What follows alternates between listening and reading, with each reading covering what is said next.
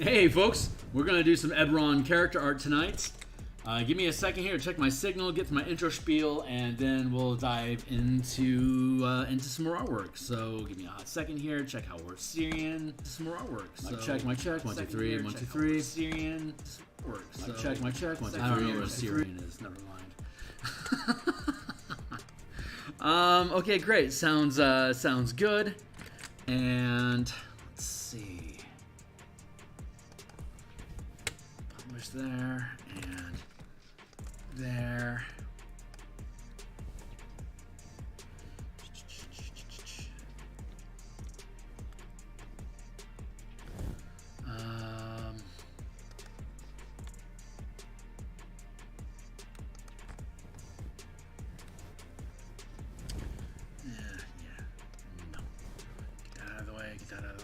Sorry, I'm pressing buttons. Lots and lots of buttons. Don't mind me.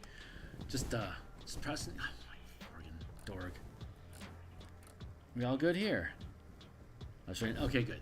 That's good. And okay, so sorry. Let me go through my intro spiel. I've already lost everybody. Hey, my name is Theurgy. I create role-playing game supplements. I publish them online as PDFs. I've been focusing my attention on 5th edition Dungeons and Dragons for the past number of years. There are a ton of links in the description down below to other work that I've already produced. There's a lot of artwork in there. We're doing an art stream tonight, so you can flip through the previews of that stuff. If you're a D&D enthusiast, there's cool stuff there, mostly DM facing that players can take advantage of as well. But otherwise, if you're just here for the artwork, then you can pull up in the PDFs and just check out a lot of the color art that I do, so you have an idea of what you can expect coming down the pipe here on this channel for the next 100 episodes. And let's see, I have just posted that I am live on I posted on Twitter, so if you follow me on Twitter at Theurgy, you can get notifications when I'm live and see other stuff that I do. Otherwise, way we can best support the channel is to like, subscribe, hit the bell icon. Thanks a lot. We're up to 191 subscribers. We're almost up one a day at this point. That's way, like, I was like once a month at the beginning of all this, so it's really cool. I can actually see momentum growing. And then there's my Patreon, which is also linked down below at Theurgy. I actually have a topic of conversation today while we paint, which is going to be the 4 tiers of play. I've posted a link here where I'm rambling about this right now, and I have talking points about what I think the 4 tiers are. But before we dive into that, let's get ourselves situated. This is the cover that we created like around I want to say around episode 40 of this stream, and we're currently up to episode 149. There is like 120 episodes worth of maps behind us that are all going to be in this adventure when it publishes on the DMsGuild, and those will all be assets that you'll have for both print and online use VTT, like on Roll20, Foundry, wherever you want to put them. So, and then on the new release rail, it'll be about that size. So it's going to look kind of like a dragony face, maybe, or some sort of, well, I get like a robot sort of helmety kind of look to it with the giant symbol and bar in the forehead, like some sort of Aztecan sort of something. But obviously, if you click into it and you get the larger book cover, then you can see there's a bunch of stuff going on here. And then if you actually click into the preview, like any of the books down below, there is an extensive preview. So you can understand everything that's going on, all the stuff that I release under my name, so that I can reference it in conversations and you'll get what we're talking about. And I can peel them open and you can look at the artwork, which is the whole freaking point of all this stuff. If you like my art, there's a shitload of those for free in those supplements. If you want to look at all the stuff that I have in my previews, check it out. If you think this stuff is worth your time, or if you like the art and you want to support me, purchase some of the stuff. Follow me on Patreon for $1 or more a month, whatever you want to do. Definitely subscribe to the channel because that's all we do here. So today I'm going to demonstrate that this is what we do by getting back to work on these NPC portraits. These are the 6. I talked a lot about this in our last session, so you can check the Eberron playlist on my YouTube channel at Theurgy, and you'll see us processing through these 3, 4 illustrations from rough sketches. Like this was the original rough sketch for the Gatekeeper Druid Circle. That's famous in Eberron. Cool orcish organization that keeps the multiverse from destroying Eberron. That's the kind of shit that Druids should really be thinking about doing. I love that's what Eberron is all about. That's like some high power stuff. Like if anyone has any business messing with the planar alignment of the multiverse in the Eberron setting, it's the Gatekeepers, and that's super cool because they wouldn't unless they want to keep themselves from dying, in which case it's okay.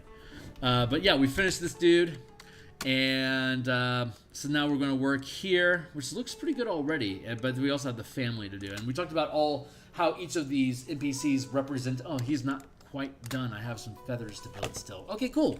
So we're back on this guy. So yeah, if you check the stream from last week, and then I guess before that, I think, yeah, for the past last week in general, I stream.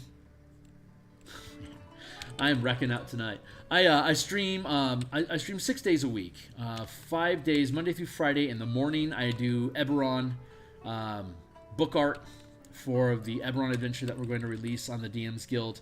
When that thing is finished, we're going to have Eberron like this in the mornings. But until it's done, we do Eberron art on Mondays and Thursday nights. And then on Saturday, we do personal or commission work.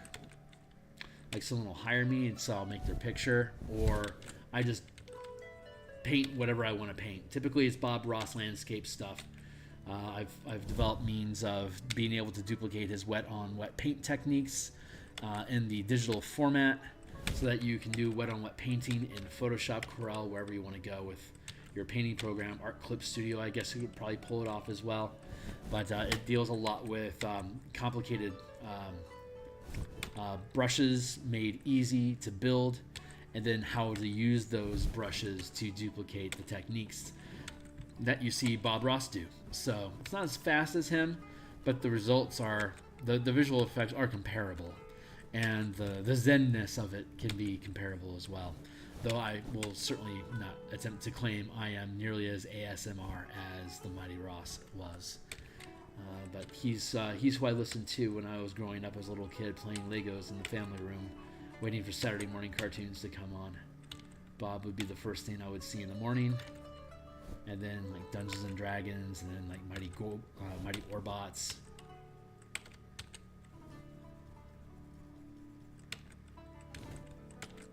Stuff like that. Mighty Orbots was pretty cool. That was around when Voltron was getting big. Battle of the Planets.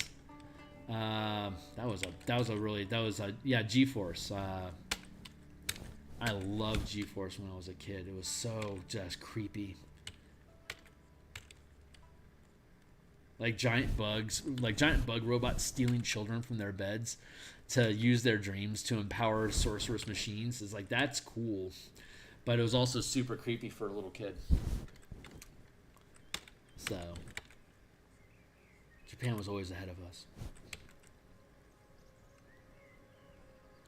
That feels pretty cool.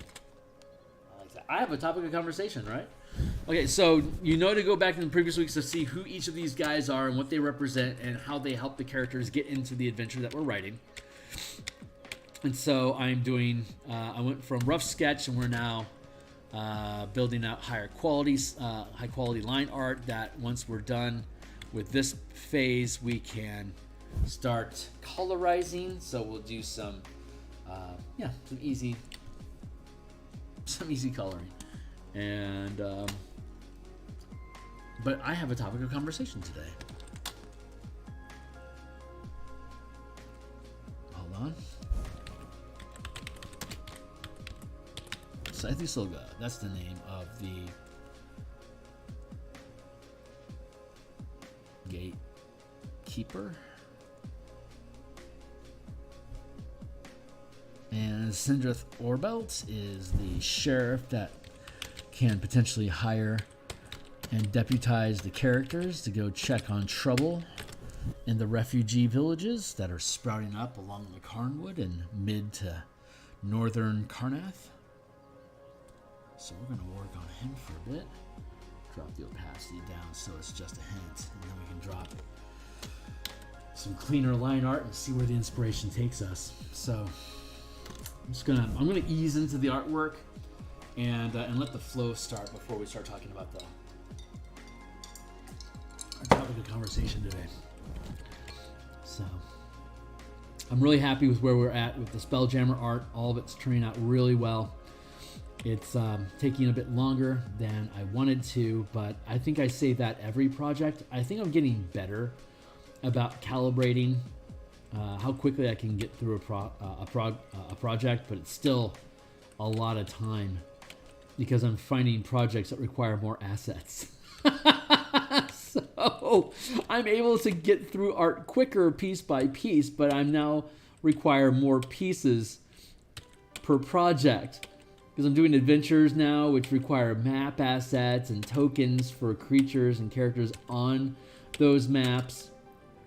The Spelljammer supplement that we're doing is the same. It not only has an adventure, but also has all these ship tokens on top of all the character and creature tokens. There's 72 tokens, and I think 6 maps in the Light of Xeraxis conversion that we're doing for the DMs Guild to as a proof of concept for the new Spelljammer combat mechanics that we're offering for ship-to-ship combat and exploration. Hence the title, Spelljammer Combat and Exploration. That book is gonna smash. It's so freaking cool. It is my biggest project to date, and it's about 108 pages right now. It may end up as many as 120, and that is by far my largest publication yet. This will probably be somewhere around 125 when this adventure is done. So as soon as Spelljammer is done, we're gonna come right out swinging after that match. Take a quick breather, and then start crushing this thing. Luckily, all the maps are done, but now we get, because it's an adventure, we get to figure out the process of breaking up that map into chunks and then placing it on pages, and framing the map with all the information about that section of the map. So that is going to be a layout challenge that I'm hoping I can lean into some stuff I've seen with 4th edition to be able to make look good. But I'm not there yet, and I don't need to be, so I don't really have to think about it. I'm just putting it out there to the muse. She can see the future, and she'll know how it's supposed to look good. I'm just putting it out there as something the universe is aware of. But these projects are large enough that I can start wrapping my head around building a 300-page role-playing game, you know? It's also, having all this stuff here on my channel allows me to provide reassurance of success when I start doing Kickstarters in the future. I can point to this project and the Spelljammer project and the Tap on Tap Burn Color Mana project that's linked down below for different demonstrations of assurance that I can actually, when I start a project, I can actually get it completed. So there's no risk in backing it, assuming I don't get killed. So it looks like everything's curving out pretty nicely for me so far in this little side hustle I got going on.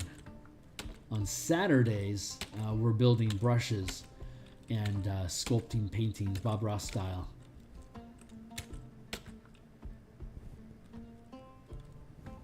That happens from here in Seattle, 9 a.m. till about 11 on Saturday. I'll be starting up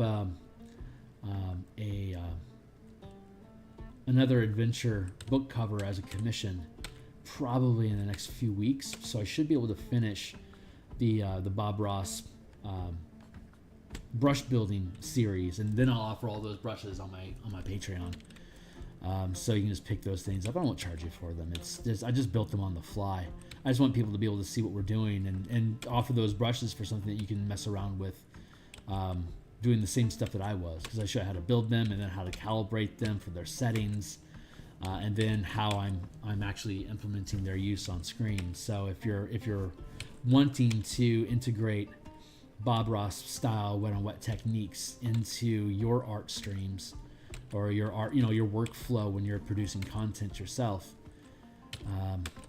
it's pretty easy to do. You just got to put in the hours to do it. So after about 120 of different play-alongs with Bob, it was back I think in 2018. I spent a whole year on doing nothing but Bob Ross paintings, and at the end of that year, I felt pretty damn confident that I'd be able to take those skills outside of just playing along. That I understood the principles. After 100 paintings, you just get it. You just understand composition and how to build things and like where's he put things in position. So you can take that and like I like to say, play jazz with it. Make it your own, and and your first efforts are going to probably be so, but after a little while you start being able to build it out. And now my challenge is that my characters and my equipment illustration isn't as good as my landscapes, so I'm out of balance again. I used to be it was my environments that were weak, and so that's why I spent the year on them. So I'm probably going to have to invest a year, possibly two, just in anatomy and like skin tones and bone structure and proportions. At some point I'm going to have to invest a year of study doing that to be able to level up my game, and God's willing, I'll be able to find something that allows me to move at a similar proficiency as I've acquired following Bob's techniques. So he really is just a master. Just a master. So if that's something you're interested in, definitely catch that. I'll be doing that again this Saturday, and the more the merrier. Like I said, when the Spelljammer project's done, then we'll move this art stream to Monday through Friday morning. So you'll see us, much like we're doing literally right now in the morning stream on Spelljammer, is going page by page and filling it with art assets and visual stuff like charts, graphs, blah, diagrams, maps, and spot art. So we'll go through that same process here. I'm just capping off. This is me taking a breather, because I've spent 120 some odd episodes on making maps, and I've just about finished all of the big ones. I still need to apply the slaughter to the village map for after the undead attack.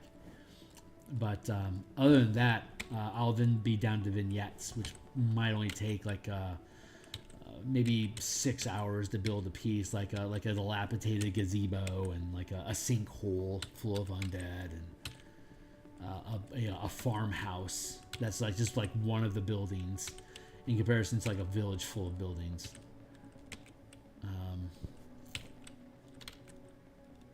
There's a possessed tree, like a really big, like a big tree worthy of a map unto itself to be attacked with. So a bunch of small stuff.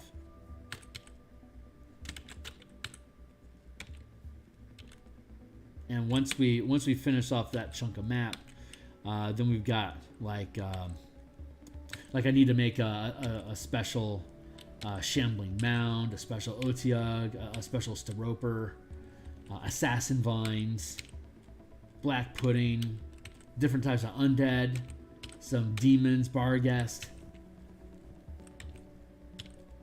There's a bunch of negative energy stuff that I have to build unique tokens for to fit into what the adventure, the narrative of the adventurers is pertaining to, so that they're specialized tokens, like a shambling mound covered in poisonous moss that if you get within 5 feet of it, it makes you throw up and choke, like the stinking cloud spell, for instance.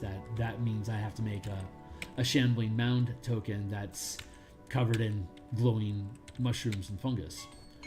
Hey, there's my 20-minute marker. Let's take a sip. Stuff like that. No need to provide as tokens so that people can run the adventure. And once all of those are done and are and we're done with edits, and I can get into the page layouts, and I can start looking at how do we need to organize the information, how large do I need to make the map on a page for somebody to be able to visualize what we're talking about without eating up so much real estate on the page that it's, you know, 2 pages for each map. It's like, I'm not going to make it like the scale. I can't put it like 1 inch to 1 inch. So it's like how much of the page do I have to partition off for any particular chunk of map? But then I can break down the map into little areas and rooms, and everything that I break the map down for the GM to reference in the adventure has a number on each map, and so that has to all correlate so that you can properly reference that map number inside the adventure text. So this will be my, well, technically right now Light of Xeraxis is the first adventure that I'm sort of doing that with, but Light of Xeraxis isn't a normal adventure at all.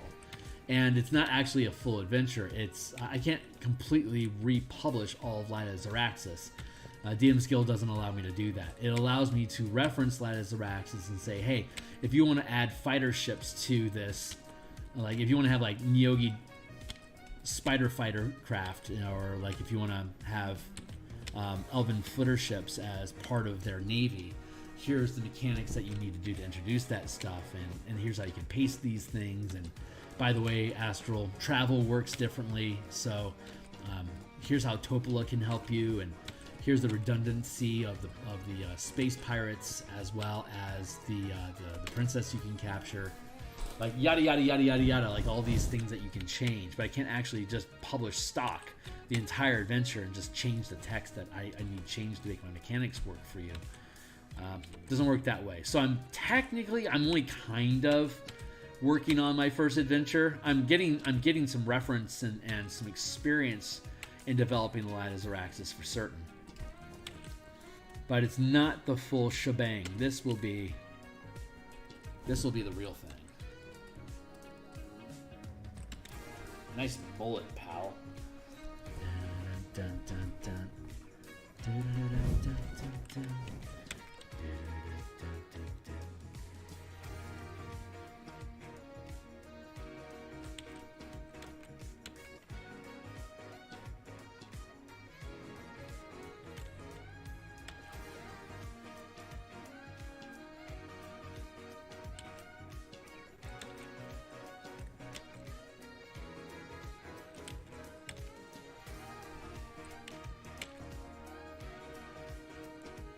Do that.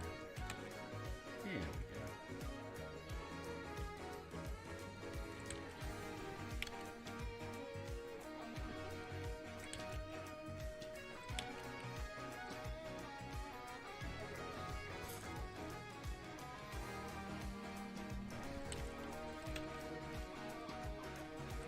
Kind of like that.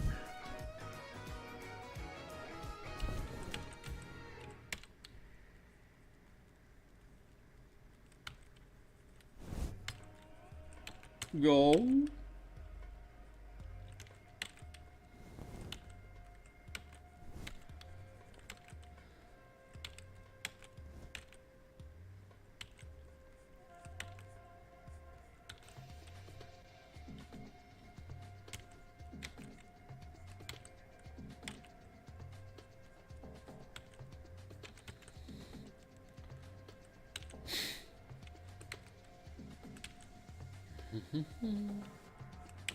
That feels right.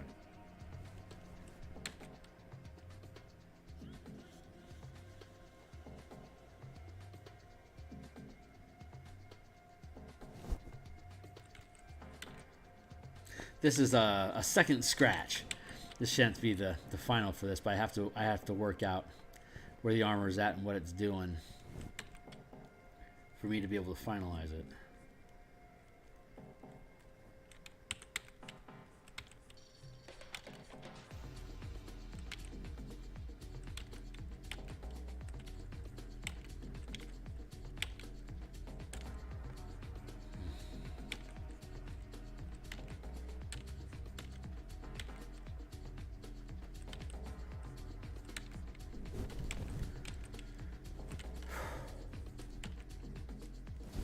That's off.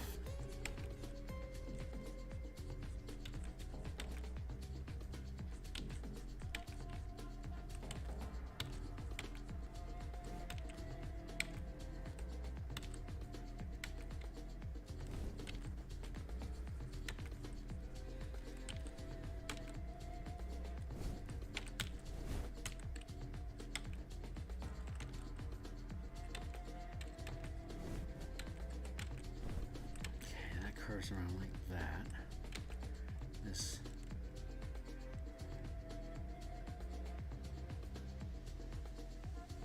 curves out, yeah, like that.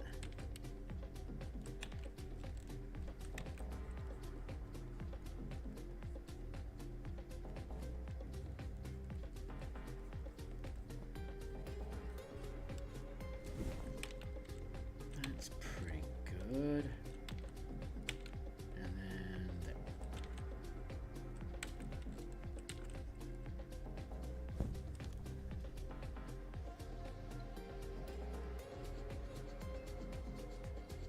Yeah, I think I like that. I may just be able to cut off. I'm gonna drop that. Yeah, I like that. Like that there. This would not be visible.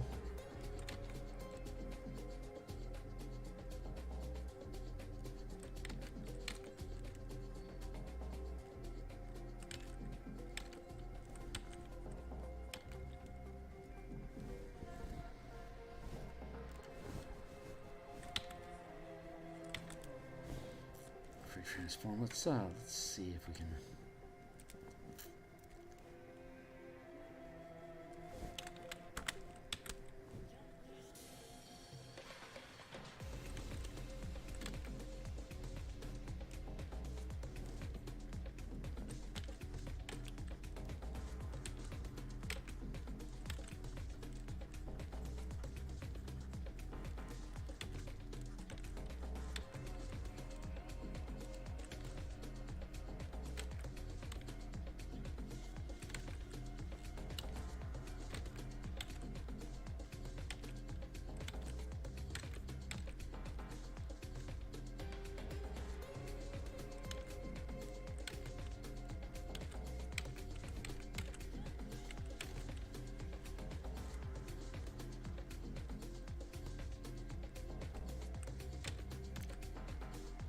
Fur feels a little odd here. I kind of dig it.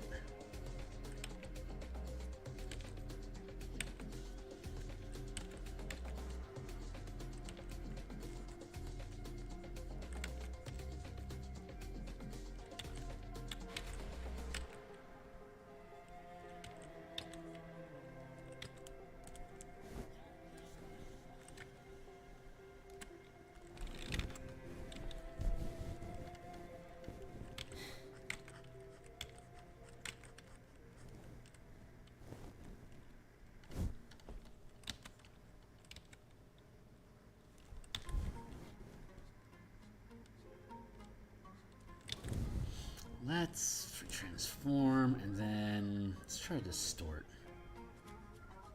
Perfect.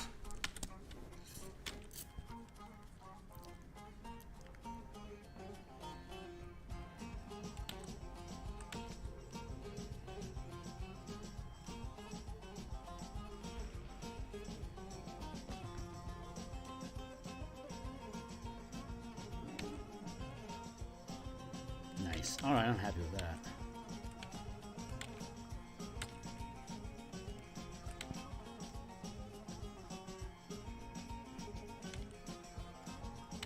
I think I'm starting to get sprawl here, though. I'll call that armor sprawl.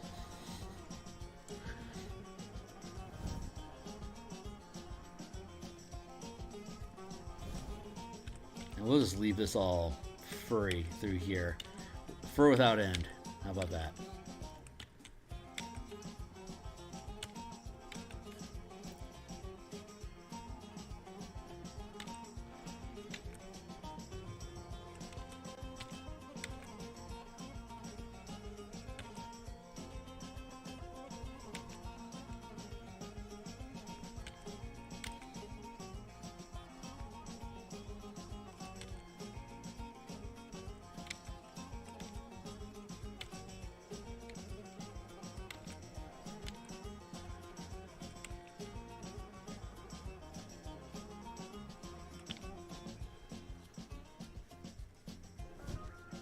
don't want to do that? Nah, I think it's a little bit too much. I'm fine with this. It can be like that.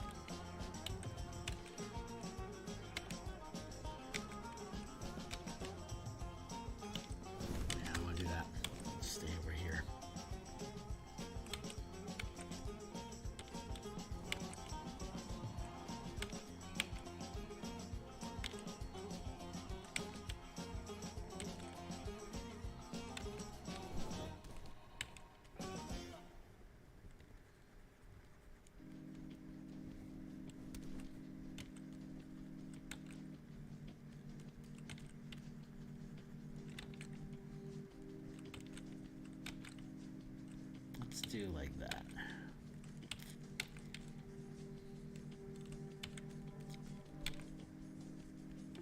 We get an actual mullet. Make it work for us. I think his head's too tall, actually. That's unexpected. My head is too tall. I'm just gonna lengthen that stuff out a bit.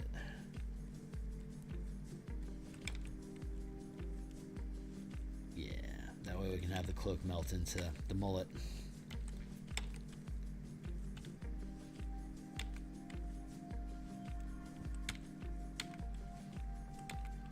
Remember, folks, mullets are generational.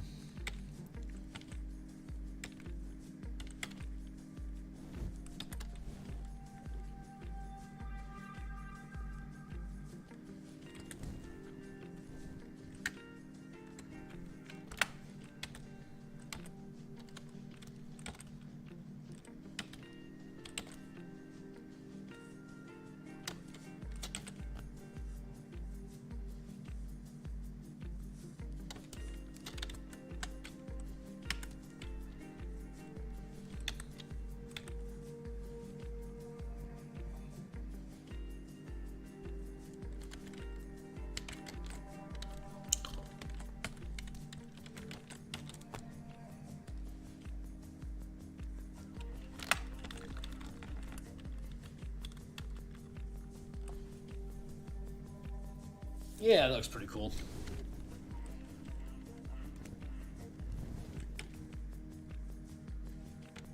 I like that. I don't know why I like that bit, but that curve right there feels right.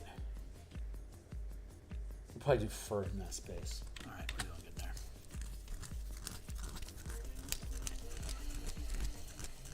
good there. Now I gotta do it again. Gotta fix it.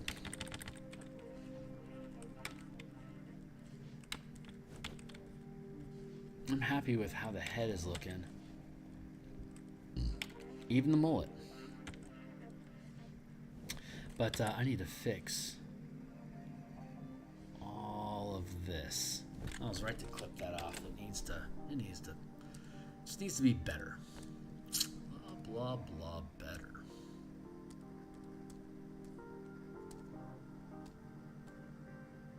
Drop that like that. And take this one here, and we'll just drop that one down even further. So we can let this one fade out a little bit more. There we go. Here's your skull. Let's add in. Let's just clean that up a bit. Yeah?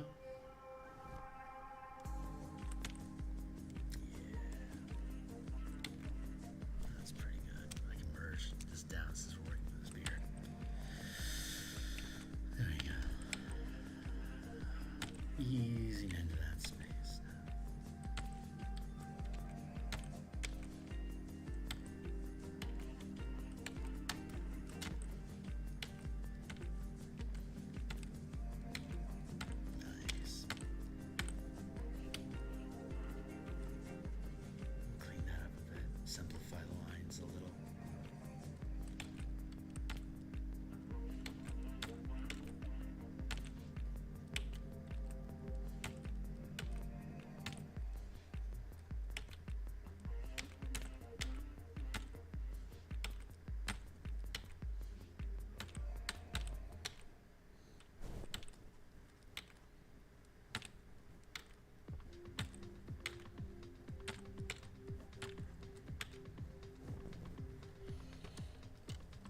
That's her.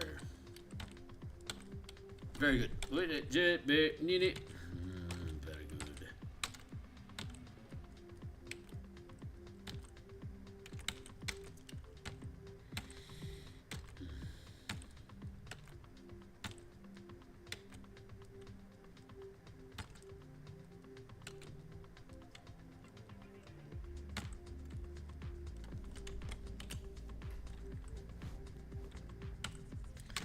Fix that hair a little bit.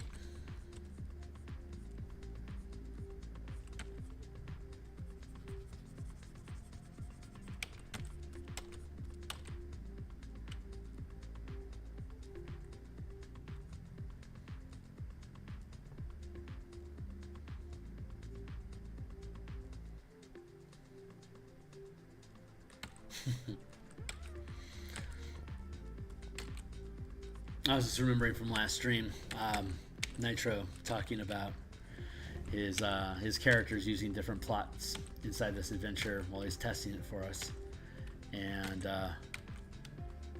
all the players not communicating with each other what their own individual objectives are and what information they actually know about the threats. Like we were talking about last week, each plot point, each plot hook has different knowledge about what's going on in the area, has different objectives to achieve goals within that area, and provides different tools and resources to achieve those goals.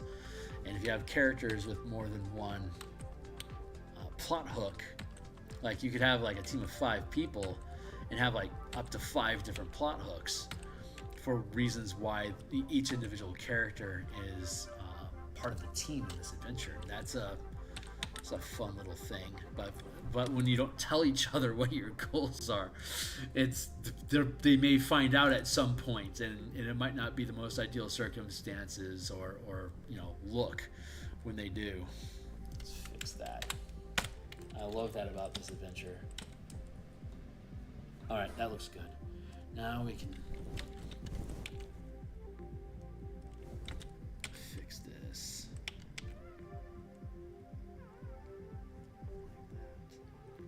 Just like that. Nice.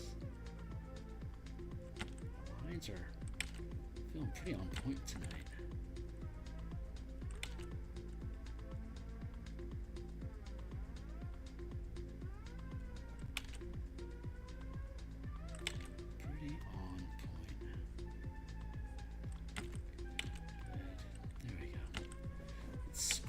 Up a little bit, like Furwood Scroodle.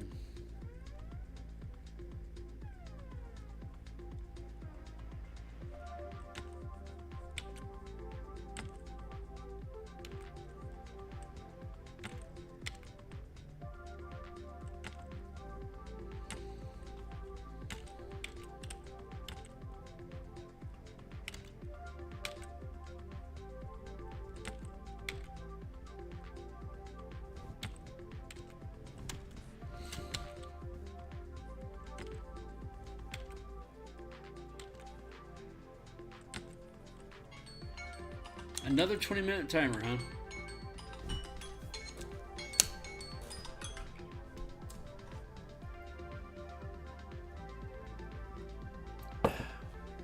Okay, so while I work on this art, let's talk about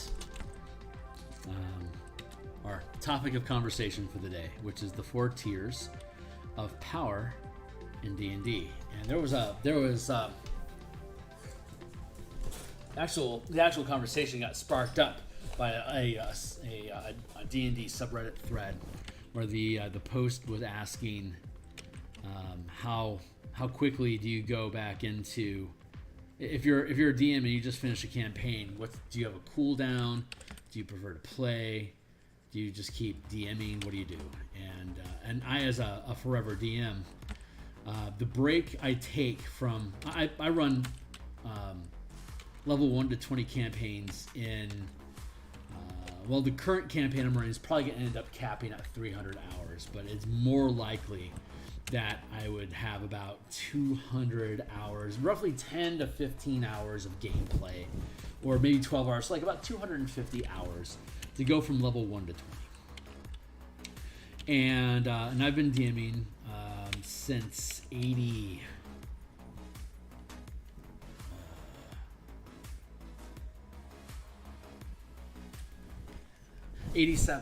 So I've been doing it for a while, and I've played every edition, DM'd through 4 of them. I've DM'd every edition except for 4th edition, and I was playing Numenera during a little bit of Pathfinder and 1E and Numenera during the reign of 4E. So, but I did get to play 4E, both in Dungeons and Dragons as well as Gamma World. So, and that's kind of funny because 4E went from had 30 levels. You go level 1 to 30, as opposed to every other edition of the game was pretty much, well, I'll take that back, because first edition, like the boxes up through Immortal was like level 30. It was like up to level 36, and then you went into Immortality. So, and then first and second edition technically didn't have an end level. It's just it had static gains each level. Past, I think it was 20. Past 20, it just had static gains, but there was no technical end.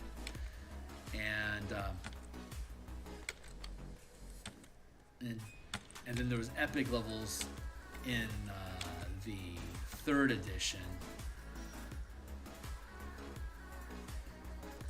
But it wasn't until 3rd edition that, and we started playing Gestalt games, that we started spending a lot of time above 10th level. After playing 3E for a decade, something like that, once we creeped our way up in levels, and we got into the 20s, and the epic level handbook was out. We were just starting like at 19th or 21st level, and then doing just a bunch of Planescape stuff, like fighting gods and crap like that, at those higher levels, and just throwing around ridiculous numbers and having to come up with really creative ways to disable near godly characters. So I had a lot of experience of learning to not flinch at what truly statistically powerful characters with ridiculously broken powers can do.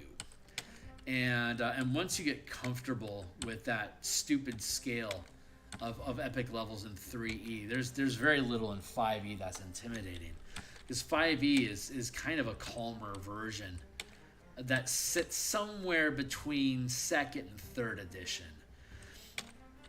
Like, it has somewhere between a 2nd and 3rd edition vibe, but it has less crunchy mechanics, less world building. Let's say that it has some it's got okay crunch. All the systems are the same, but it doesn't have world building elements that your character has any kind of have any agency during a game in 5th edition. Like every edition, even 4th edition cut it out too. Like being a leader with followers, building a stronghold is just part of your higher level class identity. That all fell away in 3rd and was completely stripped out by the time you were in 4th. But prior to that, it was about your characters accumulating gold, because the goal was for them to run their own kingdom once they got into the double digits. So your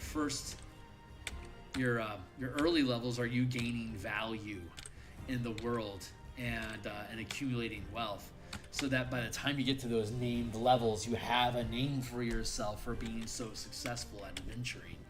So people just know who you are, so you can start attracting followers that way, because they want to learn from your skills and become master adventurers themselves, and be part of somebody's army that's making a difference, and be a source of plot hook for lower level characters. Let's scoop that in. I like that. Good. Cool. So typically D&D goes from level 1 to 20, and the power curve was being established in 2E, but became far more prevalent in 3E, and I think tiers of play are highly de-emphasized in 4E because of the samedness of gaining levels of a MMORPG or Pathfinder 2e progression, where everything is always scaling in calibration with you, like with minion rules, like an ogre is a boss fight at 2nd level, but is a 1 hit point minion at 8th level, for instance. So it has that video game narrative that makes the challenge mechanics in the game like soft mechanics, where the numbers don't always reflect the power or can compare to where you had once been, because the game continuously is updating and scaling the power levels comparable to what your character is able to do, and they do that by minimizing the threat of lower level things, so they just become like minions. Like 1 hit, you kill them. It's like by the time you get to 8th level, you can kill an ogre in 1 hit.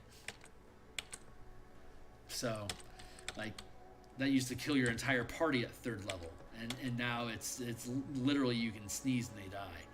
So big change, a different type of maintaining frame for how powerful your characters are, but heavily de-emphasizing absolutes in the game world that you can comparatively measure where you are now versus where you had been. 5e preserves that sense of static value. A creature is always going to have the same CR. It's always going to have the same amount of hit points. It's always going to be able to hit at the same level of proficiency, and it's always, going to, did I already say deal that much damage? Anyway. An ogre is always going to be an ogre. It's never going to be a 1 hit point minion. That's just how 5e rolls. So gaining different, gaining power in your character, you can go and when you can kill an ogre with 1 hit, and you're dealing more than, like, say 26 damage per pop,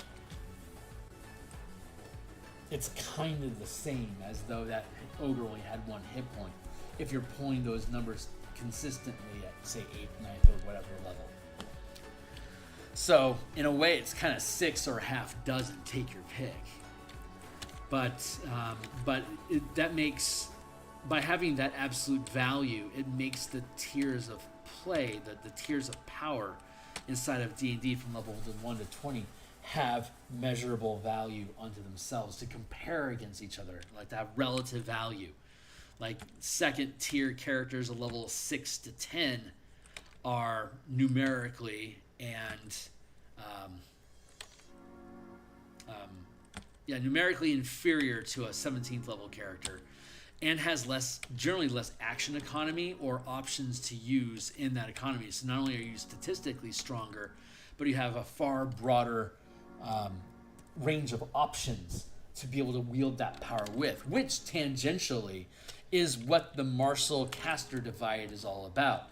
Except when you can demonstrate that a 15th level wizard is more powerful than a 2nd level wizard, not only because it has more hit points and has higher proficiencies, but because it knows an extra 16 spells that scale from level 1 to 7, that far outweighs the number of hit points that they have or what their proficiency bonus is. They've got like 20 free feats that they can basically select per day to optimize what they anticipate having to deal with, while a martial, like a fighter, is still has a tripping maneuver, but he deals an extra d10 damage when he hits with it. It's pretty pathetic. So fighters at 5th level compared to a wizard of 5th level is like comparing a 2nd level wizard to an 8th level or 9th level wizard. Except that you're expecting that 2nd level wizard to stand beside that 8th level wizard and take on the same threats together. It's just, even if the 2nd level wizard isn't ever targeted by any attacks, his contribution is going to be insignificant. So that is the martial divide that they talk of in D&D in general. It's always been the case. If you're a spellcaster, you're statistically weaker, but with options, you're far more powerful. And those options are what really make a difference, because characters generally have better actions to use in a round of combat. So as you scale up in the tier, your characters become more and more powerful. And that powerful, at one hand, is relative to each other. Because, if, at CR2, an ogre is a significant threat. At say, 15th level, a titan is a significant threat. A titan would accidentally kill your entire party at 2nd level by sitting down. And so you can, that 3rd or 4th tier monster can destroy anything. And by anything, it's like it can destroy a kingdom. So your characters, as you gain level, become more and more powerful than kingdoms. As you're capable of resolving these kingdom-destroying threats, you unto yourself are as powerful as a kingdom. You are that heroic. So so we got notes here. If you go follow my Patreon in the description down below here, show more. Let's go take a look real quick. Monochromatism, 5 colors, packs and patrons. Sketching, find out more about Twitter. Oh, it's not actually here. Hold on. I can't believe my Patreon isn't. Am I just missing it? Nope, it's just not even there. So let's just grab this and we'll drop this into the comments. Check that out. There. Go follow that link. Yeah, my post is live. Thanks. Let's see. Maybe I did this wrong. Hold on. I'm a noob. Don't mind me. Just noobing over here. Let's copy the link address and then.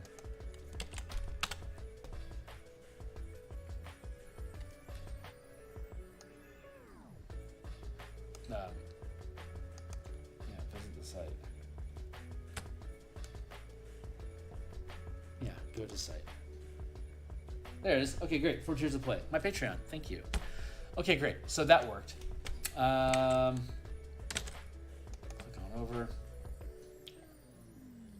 All right, so we're looking at the 4 tiers of play. I'll just walk through these with you guys real quick and we'll talk about them. So the first tier establishes mood and table personality dynamics for how the game is going to feel. This includes jokes, leadership, responsibilities, and general game pacing becomes pretty obvious through the first 5 levels. Second tier establishes how the team is going to wield their power as they continue to escalate. Since normal society is now unable to stop the characters, they establish if they are good or evil gods. Third tier establishes what they're willing to surrender or let go during that ascension. In an open world at this stage, there's so many possible plot threads. They have to choose what is important for them to pursue and what they don't have time to address. Those things that they have to ignore either just fall out of the game altogether or become a bigger problem that they will eventually have to deal with at a later point, which I've talked about in the past. Fourth tier establishes how the characters change the world for future campaigns. If you're doing a rollover campaign like this conversation was about, the way that I relax from high-level gameplay is by playing low-level characters, or is by running a game for low-level characters. So my reward for completing a 20th level campaign is to take it easy and run a first level campaign for a while. And as that builds, as the characters gain level, I will become excited about building out into a bigger and bigger storyline that warrants their higher levels. And we would have to establish how long do we want to go for, because if you just leave it up to me, we're going to end up at 20th level and then we'll just start something over again. But if we want a tighter loop than that, then we can set a range of levels to start and end at like a normal adventure campaign would, and we'll just operate within those perimeters, and then I'll build out the adventure curve to be able to match those levels. But if we just have an open game, it will go from level 1 to 20 in about 250 hours. And it's like, well, we're 20th level, let's start, that's our end point, let's start something over. Because after 250 hours, you're pretty done with the character that you're playing. You've done everything you can with them. They've impacted the world. It's time to build something completely different. And so you can kick off again with the first level yourself as a player. So you just keep rolling through campaign to campaign. But the fourth level establishes how the characters change the world for the future campaigns. The end of a campaign changes the nature of the world. If the team does well, they have agency in that decision. So like if they defeat the big bad, they're dictating what isn't going to happen, what the big bad isn't going to do. But if you can build into that process an opportunity for them to make a change, like we're creating this power vacuum, what do we want to replace it with? And then the characters, that's how they retire their characters, establishing those changes to the campaign they want to implement. Now that, like, say you freed Zariel from Avernus, Elturel is returned, and you've carved a hole out of Avernus itself during the Blood War. What do you want to change about Avernus and Elturel in that process? How do you want the world to change? And implementing that, you can then in future campaigns in the Forgotten Realms have those changes have an impact on that next campaign. So you can keep a campaign living by rolling from one campaign to the next. Maybe like I'll skip a campaign, and like the last campaign, the current campaign is a time travel campaign. The last campaign before that awakened all the souls of Warforged and Eberron. So not this campaign, we're doing a time travel campaign, but when this campaign ends, we're going to have the effects of everyone that is a Warforged becoming aware of who they were before they died, and thus they're basically immortal creatures now that have a metal body that they're operating inside of Eberron. How is that going to change everything about the world? And we'll be able to run a campaign implementing those rules, and whatever it is that they change about the world during this time travel adventure. After we get done with the Warforged Reforged campaign, we'll have the Time After campaign where the world is changed after the time loop. And we'll just be able to keep stepping over each other through that process. So, but that's how a fourth tier works. In a campaign where you're rolling from one campaign to the next in an ongoing world that you can just grab pieces of and change up. So this would be when I start addressing each individual piece about this... about each tier. So, like I said, I run level 1 to 28 campaigns in about 250 hours. What I've actually found is I don't like using XP numbers. If I was running a oops only gold campaign where you only got experience points if you threw gold away to into lavish parties and to basically fund the default hand-wavedness of society being able to function off of the taxes that adventurers bring into kingdoms. If I were running that kind of a campaign, then I'd be keeping track of each individual experience points converted away from what gold was, right? But I can also run a campaign as a milestone campaign where you only gain a level when you achieve a specific goal. And so if you're building out a 20 level campaign and you're biting off that campaign one tier at a time, you can naturally integrate a number of goals into the campaign that you as a DM are setting inside of the world. Like, are the characters able to thwart this demon from possessing this royal lineage? If you can, then that is a level, regardless of when, where, or how you accomplished it. If you were actively attempting to achieve that goal and you did, you just gained a level. Even if you gained a level last section, this was on the list of goals to achieve, and you hit that goal, so that means you gain a level. As long as you've got at least 20 goals, you can get through a 20 level campaign. And then you can also introduce goals for the characters. So you want to have redundant goals that you kind of jacques your campaign, where there's multiple ways to get to the end point of where the game is, of where the story is heading. And there's one path that you could take. There's another path that you think they could take, and then there's their own goals inside of whatever the larger campaign is. So if they're setting goals for themselves, and you have your own benchmarks, mile markers for the milestone goals, then you'll always have more goals than levels in a campaign. So you can start collapsing multiple goals into each other, like because you have your milestone goals. So if you're setting your milestones, you could fold together, like, say, not just preventing that demon from possessing this lineage, but also destroying that demon in her home plane so that she can't ever try doing something like that again. So you shift the goalpost as a DM with your hidden goals so that you're always pacing, so you're always controlling exactly when is it that you're earning a level from what you deem is appropriate for where they're at in the campaign. And then you allow them as a team to set their own goal, one goal at a time.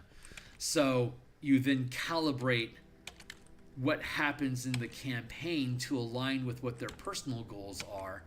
So they could take a hate into that demon. And so they may set a personal goal of we want to kill this demon and keep it from ever coming back again. It's like, perfect. You can go ahead and do that. We'll make that a goal. And that means you just mark it off your list of goals as a DM and let them pursue it as their own personal goal. And if they can't ever achieve that goal, then they can't ever choose a new goal. Meanwhile, you're collapsing more goals on your side because they've already taken one off of your plate. And that means that you can focus what they're doing with that demon into whatever your next plot line is. So they can potentially, if they are able to kill off that demon, you could reward them almost immediately another level because of the cascading effect that results in removing that demon from the power chain. For instance, just as one hypothetical. And there's so many, every campaign is so different. It's just infinite numbers of hypotheticals. Like, each hypothetical could in fact be its own campaign, which is why there's such great, hypotheticals in D&D are so fantastic, because any idea that catches your attention could immediately become like a full campaign if you actually wanted to run it. If it excited your imagination that much, you can immediately just go on and run with that.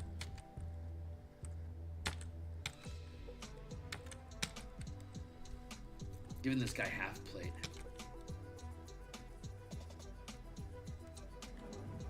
It's got this metal burr in it that automatically catches a draping cape.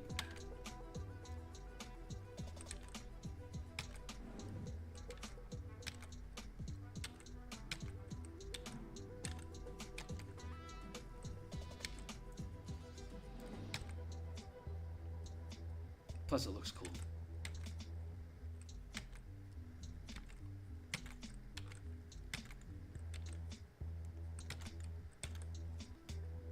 There. That's pretty good. Oh yeah, I wanted to further this up a bit. So, the 4 pillars, right? First tier establishes mood and tailors personality. So when you get a new table, if you guys have played together before, if everyone at the table is old hat friends, then you're going to have a good idea already of how the table is going to play, how much shenanigans there's going to be, who takes things more seriously than others, who gets bored more easily, what ratio of combat to social to exploration does the team prefer, what kind of storylines do they like, how much character involvement do they want, how important is backstory to the campaign.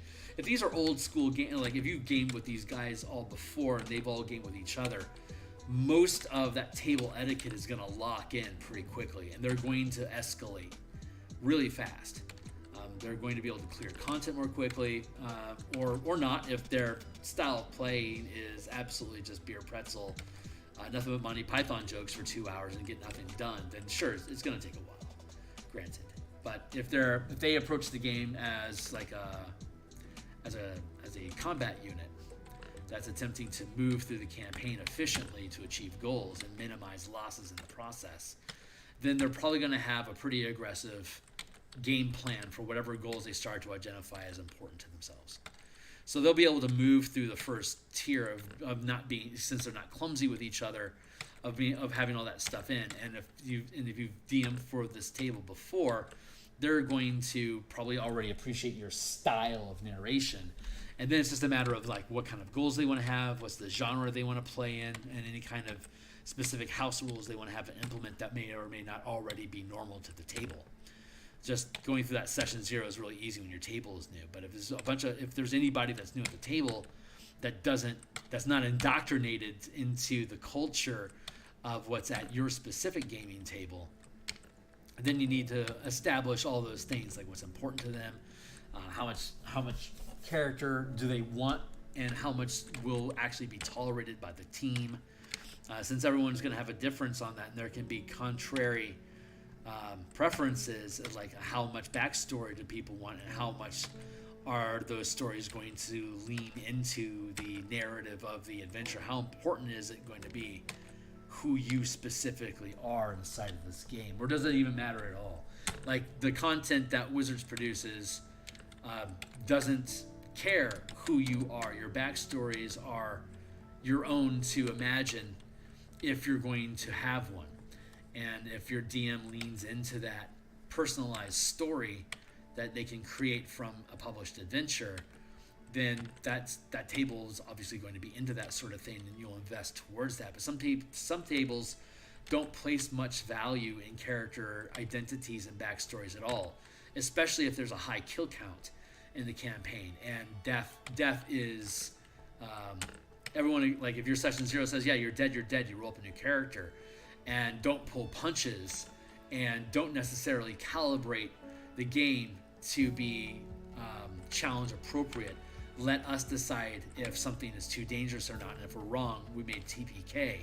So in that sort of a campaign, you want to establish a storyline that doesn't matter who the characters are at all, and allows for ample recruitment of new personalities to be on the team without suspicion or need of getting them to have like some sort of established opportunity in game to be part of the team. Like you just put a quarter in and I choose rogue, and now a rogue appears on your team on Gauntlet. You guys are just going to tear through the dungeon and collect loot and kill stuff.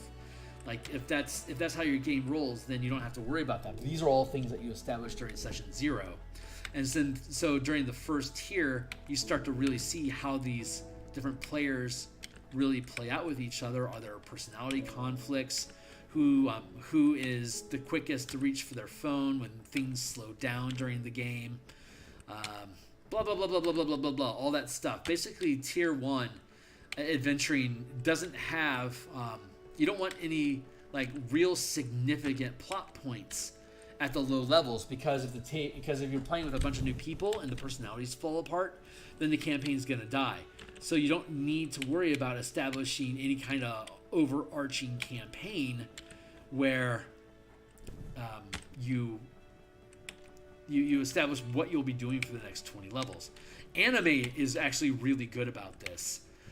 You have your first 4 or 5, maybe 6 episodes of a show is just them bullshitting with each other and slapstick, like lots of either adult themed content or fast fun stuff, depending on the age of the content that you're viewing, to establish just to get a feel for the characters and to set a tone, and just to get a vibe for what kind of a story this is. Like you do it in TV, you do it in anime, you do that in your campaigns as well. So that's what the first tier from level 1 to 5 is. You keep it local. If you're going to have personalized storylines, this is a good place to establish who's into whichever storylines the most, so you know who to lean into and who just wants to support other people. How much attention each character wants during a session, or how much Me Tooism comes off of somebody is like, I just want to go along to get along, and I just like the jokes. So establishing how much shenanigans are tolerated, all that stuff that starts to manifest, and so your narrative stays light and loose, so that there's no big stakes here in case something doesn't work out with the table.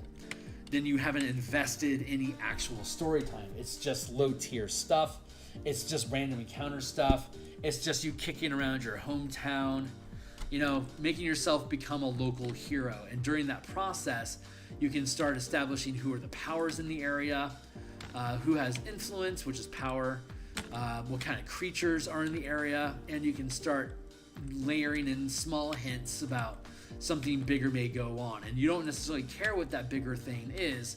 So like you can lay out like a couple different ideas, and whichever one resonates the best with the team, by the time they hit the second tier at 6th level, they're strong enough that they can start resolving some of these initial plot ideas that then create a power vacuum or reveal behind that source of of Risk, what powers were they serving that causes you to become a larger target on the interdimensional threat table? You know, like are you going to ping some demon signals somewhere that you're becoming a threat that is probably going to need to be resolved in the next 6 levels, lest they start foiling your plans towards higher tier gameplay, right?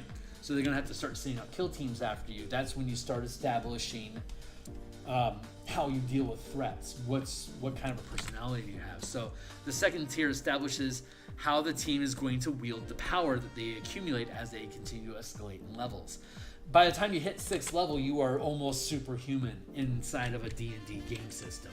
You are wielding power that is far beyond what anyone in a normal community would be able to do. You're fighting monsters that are incomprehensibly strong.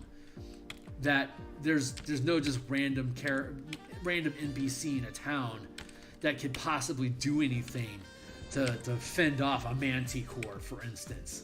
But like at 7th level, manticore's an okay fight. Sure, we can cut one of those down if we got to track it down to its lair. You know, it'll be like a one shot. We can take out a manticore as a one shot. But that manticore could threaten an entire city. So like your characters become unto the power of an entire city. So how are you going to wield that power? Are your players at the table, does their power fantasy include doing what's right? Are they the kind of people that enjoy escapism because they have an opportunity to make a difference? Because in the real world, they literally can't. They have a dead-end job, or they're part of a bureaucracy, or they have to follow regulations, whatever, that's bureaucracy. That they don't have the opportunity to really make a difference in anybody's life. So their power fantasy becomes making a difference to people at a personal level. These type of people may have interest in more depth of a character other than I want to accumulate gold because I want to have a castle someday. You know, like what they may be more likely to have a character background. But they could also not care about background. They just truly want to play their own actual life personality. Just having the opportunity of being somebody important that does the right thing because they feel that's missing in their life. That could be their power fantasy, doing what's right. But then you also have people that feel like they're forced to operate within codes of conduct that they don't necessarily respect. Like Disney, for instance, I understand has restrictions on what you can say about working for that company. Like if you're in the film department, if you work at the theme parks, like you have limitations on what you can actually say or what opinion you can share publicly about your place of work without getting fired. And that's the rules of working there. But that could also really chafe against somebody's sense of personal freedom. And so they may want to play the kind of character that takes advantage of people that are in power and are willing to break the rules to get what they want to achieve their own ends, because they don't have the opportunity to act selfishly in their daily life, and they want to have that opportunity. So they're going to play selfish characters that are potentially not thinking ahead and causing harm to the rest of the team just by being impulsive. And then you got other people that really just have a cathartic need to be violent and hurt things, and this is a means for them to be able to do that without being bullies in their real life. And to that end, they have an opportunity for them to purge some deep pain in a safe environment where they aren't actually hurting anyone real, other than NPC personalities that you have to have a DM who can be on board with portraying that suffering as a service to the person that's playing. That's hard to find. There's a lot of emotional weight and impact to a narrator that's providing for players that have a need to destroy around them. And if you get into a game like that and you want to be there for that type of table, or you enjoy it, or especially if you enjoy it, what you're going to learn from that process is to not get attached to anything that's not the characters, to let NPCs die easily, and to always have something new, bigger, and badder that the team can go just launch themselves into a rage at and just to attack. So always escalate towards bigger and badder. That's a lesson you can learn by dealing with Murder Hobo self-destructive people that want to play in your game. If you are if you are open to having that sort of person at your table. So now that you're establishing, they have the power to be able to play out those individual. They'll attempt to do so at lower levels, but they probably won't be strong enough to really satisfy, to get that sense of satisfaction of really doing what it is that they want to do at that table. But by the time they get to 6th to 10th level, they are establishing that they can do that. The DM can only really throw unnatural creatures, either like established civilized species that are capable of wielding incredible high-level magic like your characters can, or they're completely inhuman creatures altogether that normal society would have a psychotic blackout if they had to confront them. And so your characters are entering a rare air where they have the ability to kill things. Most likely they can be in a safe space to kill things without having to think about it too much. Like 6th to 10th level is where you're thinking about the significance of killing these things. They're powerful enough that they're going to have an impact on the world, and you're clearing them from the docket, creating power vacuums. Are you confident about what's going to enter that vacuum? And do you think you did the right thing, even if the consequences are worse for the people in the campaign? And do you even want to deal with it? Like, that's how you're establishing how your table plays, and that sculpts the kind of challenges and adventures that you can have. Because if you have people that are suicidal, that are willing to let their character die in combat because they just want to break the game, then you can't rely on deep storylines with these people. You want to stick to more of a surface, simple plot, or even like hex crawl or random encounter episodic adventures where their character can delete at any time and it won't disrupt the flow of the game. It's just part of the expected experience, which can be established in session 0. But by level 6 to 10, you're going to have a clear indication of, was that session 0 properly represented in when you first had it. So that's why you want to have a session 0 every tier. By the time you get to 5th level, at the end of that, you can have a debrief on, hey, how's the game coming along so far? Where do we see ourselves going? And that way you can consciously sculpt upcoming challenges and adventures and rewards to coincide with where the players are actually finding they want to go now that they've cleared the first 5 levels. And so recalibrating the game to stay in focus with the new levels of power that they have is going to help, make sure that the campaign stays on rails in interest, because a 20 level campaign is a long slog. So this is going to allow them to have reassurance that the game is going to continue to evolve. So at later levels, if they get frustrated with where the experience is at, they know that they can bring it up, and that the DM is going to be open and expecting to make changes as those changes are requested. So you're building, you're reinforcing that this is all about the characters, that the players not the characters necessarily, but it's about the players having fun, and that the players are acknowledged as both the performers and the audience to the experience of running a table with a consistent group. So once that's established, they're more likely to keep their butts in the chairs, because they're having fulfillment of the expectations of, you're going to make a difference in the campaign. Take a breath.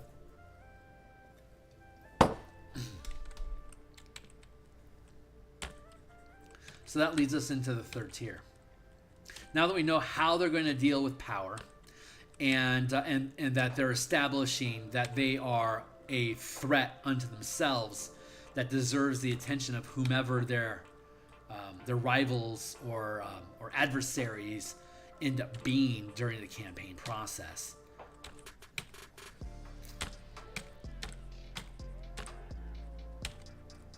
That's when we get into the 3rd tier. So 3rd tier establishes what they're willing to surrender or let go during that ascension. In an open world, at this stage, there's so many possible plot threads, they have to choose what is important to them and what they don't have time to address while other threats escalate. So this is called braiding. I don't know if it's officially called braiding, but I call it braiding, where your characters start at 1st level tangent here. They're going to start at first level and they're going to end at 20th level.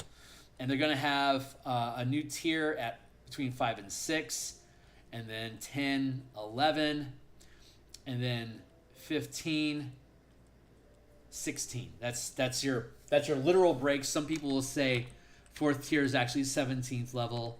So like 11 here, and like this is actually 1 to 7, and like this is 8 to 11. Whatever. There's some opinions may vary, but I have found over a number of 20th level campaigns that just breaking every 5 levels makes it dependable and logical, flowing from one to the next. So you've got these breaking points, right? You start here with nothing too serious. You start to establish that there's bigger powers here, and that your characters are strong enough to be able to start considering it.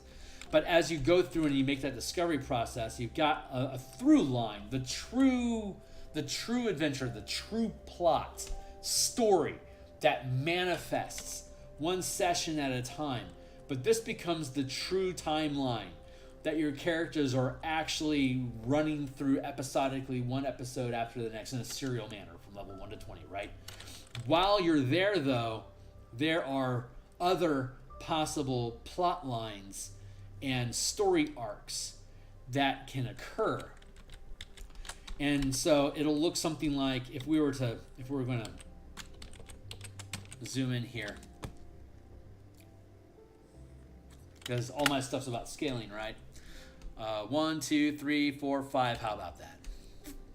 Not bad, Kearney. So you're going to start, and let's build this ladder, right?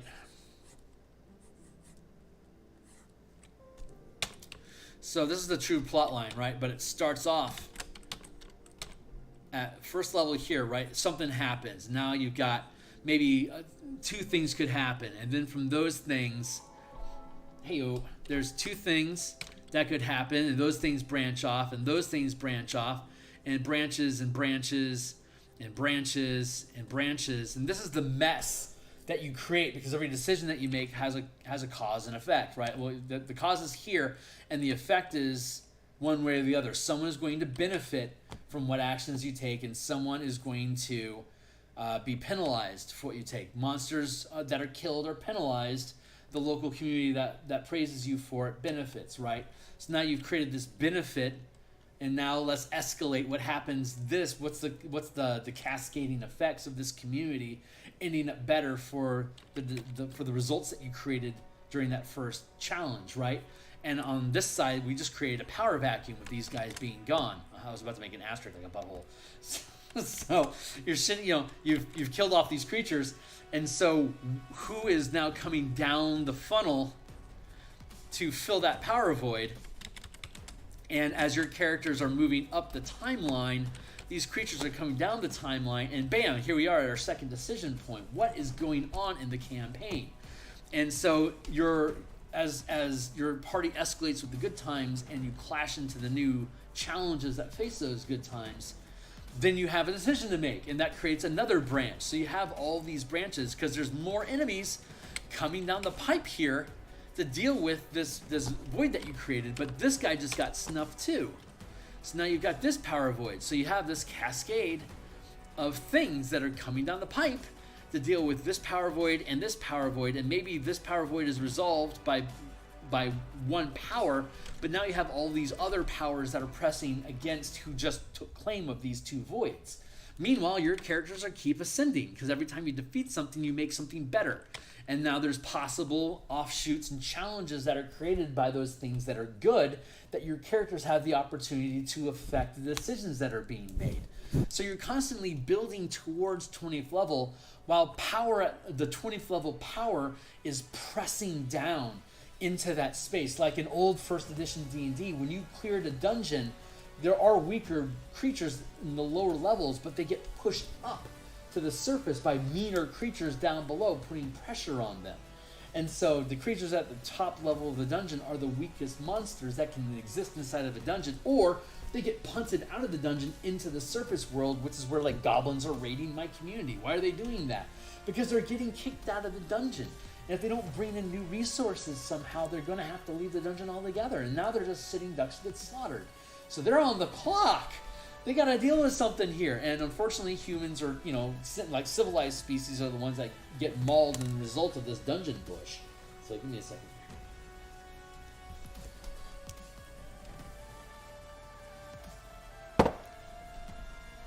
So as that goes along and you hit this second tier of play, by the time you get to 5th level, you've got a decent little sequence of possible causes and effects that are significant to the point where some of them will just naturally fold into each other and get resolved as you take more decisions. Hey, Renatico. I'm doing. I built a thing to talk about today during the stream, so the link that I posted will lead you to that. But so as you push up in power and you start collapsing these different forces that are coming through. Here, let me fix this guy's face. That.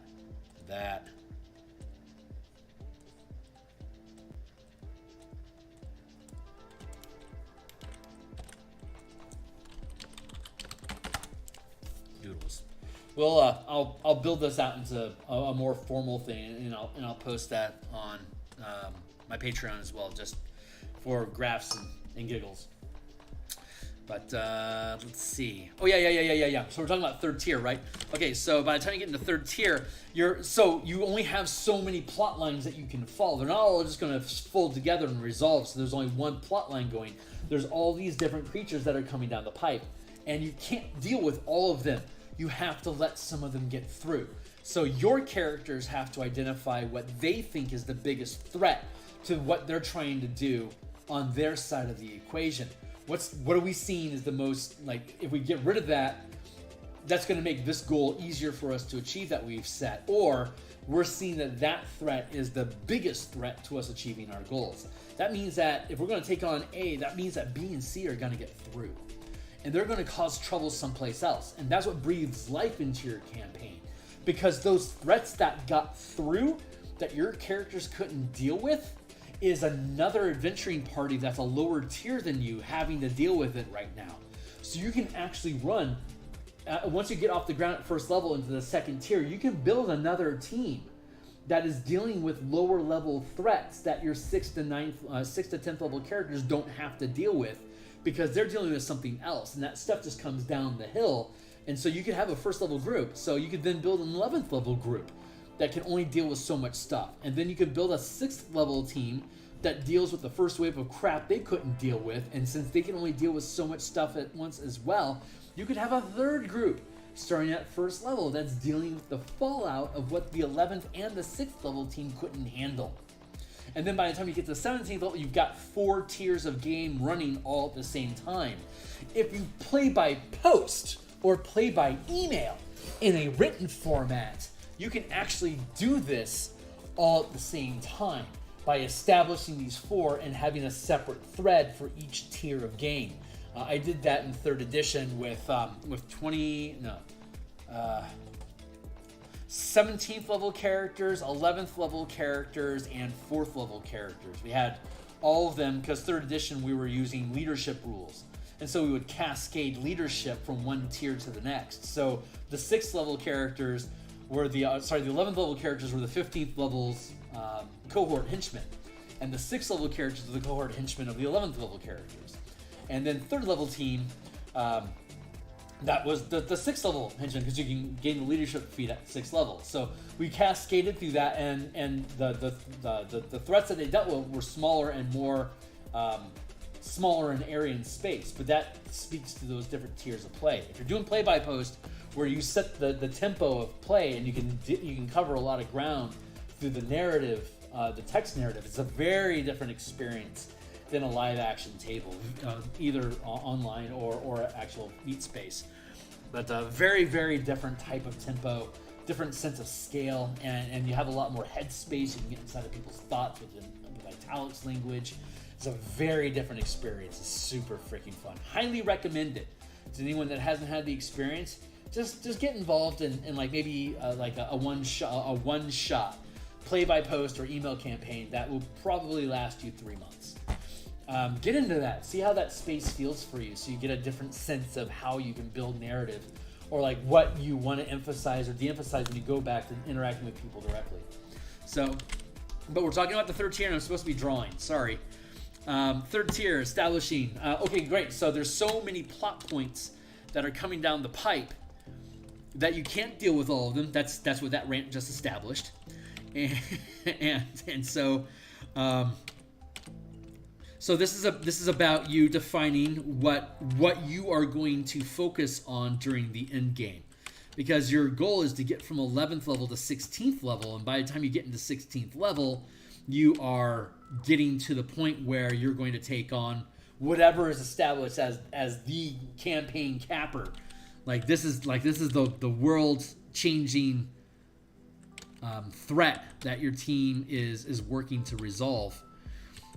The antagonists of that scenario will be known at that point, and so that antagonist is going to grow from who you decide to let go. What plot points you decide not to deal with has the opportunity to escalate into anything that you ignore for now can either get passed down to a lower level to be resolved, or it can become a bigger threat that now warrants your attention at a higher tier of play. So as things get pushed down to lower tiers out of sight, some of those things, maybe 2 or 3 of those things, stay and accumulate in power. So like maybe one from the 6th, one from the 2nd tier, one from the 3rd tier. You have 2 different options there, knowing that the team can only really pursue one or the other. That is going to allow them to resolve one of them during the 3rd tier, leaving whatever they weren't able to handle to now be the end threat that they have to deal with. And by storytelling, you can weave these things together, and just, if you keep loose on the stick and not build out your story too far ahead, how these different things can naturally represent or connect with each other is a topic of conversation for another time, honestly. But it's a worthwhile conversation to have about threading together different plot points. Like how can you have one antagonist end up being connected to or representing another antagonist that is introduced into the campaign? Like that is an improvisation skill that I can probably throw some thoughts together to ramble about in a future night session like this. So maybe that's what we'll do next time. We'll see. Maybe we can do this once a week, or maybe on Mondays and Thursdays if I have an opportunity to throw some thoughts together. Maybe we can do that, and then I can cut these things out to be looked at, to have as little standalone, like organized standalone pieces where I like actually, built out a couple notes here and maybe have some doodles attached to it as something to explore and think about. Maybe I can put that together into a book someday and make a Kickstarter out of it. That'd be fun as hell. That would actually be fucking fun. I would love that. So no time like the present, right? So 4th tier establishes. So once you decide what you're willing to let go, you're going to end up potentially. I mean, I could surprise you. You could keep your some creatures hidden from view to have some sort of a surprise ending, but generally, you want the team to know what they're sacrificing and what that sacrifice is going, you want them to sometimes know what the results of their actions are going to be. You want to telegraph them, so at that tier of play, they're consciously making the decision, we're going to let that demon, we won't be able to stop that demon from taking over that lineage, and as a result of that, this nation is going to turn against us, and we're going to have to do something to we either have to leave forever and let that plot point go, or we have to somehow free that lineage of that demonic possession. And that just folds back around to the initial point that they had, kill the demon. But now you have more reasons you need to do it, because the demon succeeded at its plot. Because even though you knew about it, it was never something that was so important that you had to deal with it right now. And maybe the demon knew that and was counting on you having to deal with a bunch of bullshit that was immediately threatening to whatever you've established is important to your campaign. And the demon was always too low of a simmer and for you to realize that it was just quietly achieving its goals. And now at 17th level, 16th level, you look up, you look around like, oh shit, Now we got to go deal with that. And it's a big problem now because we didn't deal with it initially. That makes them feel like their actions have consequences. So when they start the campaign over at first level, they know in the back of their head, okay, whatever the hell it is that you're going to throw at them, it's going to come back and bite them in the ass eventually. And that feels so real. It feels just, it's so real. It's just the satisfaction of them recognizing, yeah, this is uncompromising in the cause effect. You did this to your selfisms. That honestly is the most exciting shit that you see in good stories. Like when the players realize, I did this, no, I have to fix it myself. This is my fault and I have to do something about it. They take ownership and responsibility. People that like the game, they love that shit. That's their own. I will say most people that I've had the pleasure of playing at a table with, the tables that last more than 3 sessions is because the majority of people at that table just intuitively get that they're responsible for everything that happens in this storyline. And I am blessed that most of them are the type of people that their sense of power fantasy is leaving people better off than they started. What can I do? What can I put in my game? What can I do as a player that's going to leave this person better off for having ran into me? And if there's threats that are going to take that away from them, what can I do to establish so that they won't be threatened to have those things lost? I want to make their life better, and I want to make sure they don't have to worry about having it taken away.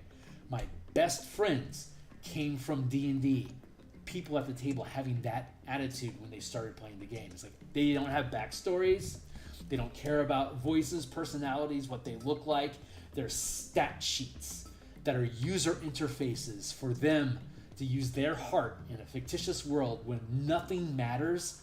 They make it the utter most important thing for those 3 hours. What can I do to do better? And if I have to die in the process of doing that, then they've already established in session 0 if that's what they're going to do, or if they're going to let things go and be willing to compromise and deal with a heavy heart as a result of that. You can establish that perimeter so that you have rules about running away or abandoning bad scenes. Or, no, we're going to let our characters die because this is a decision that we make, because we know we're just going to roll up new characters, and the story wasn't about us. It was about how we interacted with the story. So we can just drop a new character in that can continue to interact with the story, progressing past where our other characters were able to get. And just weave them into the storyline, and there they go. But by 4th tier, those consequences come back and bite them in the ass at the scale of their whole world potentially being destroyed. So that's fun, and so them having to deal with these existential, literal threats at the same time, they're weaving their plot line. So they're trying to achieve things for themselves. So as they eliminate the world threat at the end of the campaign, there's also the yin of it. The yang of it is destroying the threat, the dark of it. But the light of it, the good that they're building, is they get to achieve the things that they were trying to establish. Like in my Warforged campaign, they wanted to let all Warforged know that they were somebody once, and that they could reconnect with that, so they could reconnect with who they were in that world. And the dark of it was they had to destroy the demon that was robbing them of their memories of this. So them destroying that demon achieved their goal of freeing their minds to be able to remember who they once were. And then all the cascading results of that is the Duke of Irwiven has just come back to life, and he's been dead for 300 years.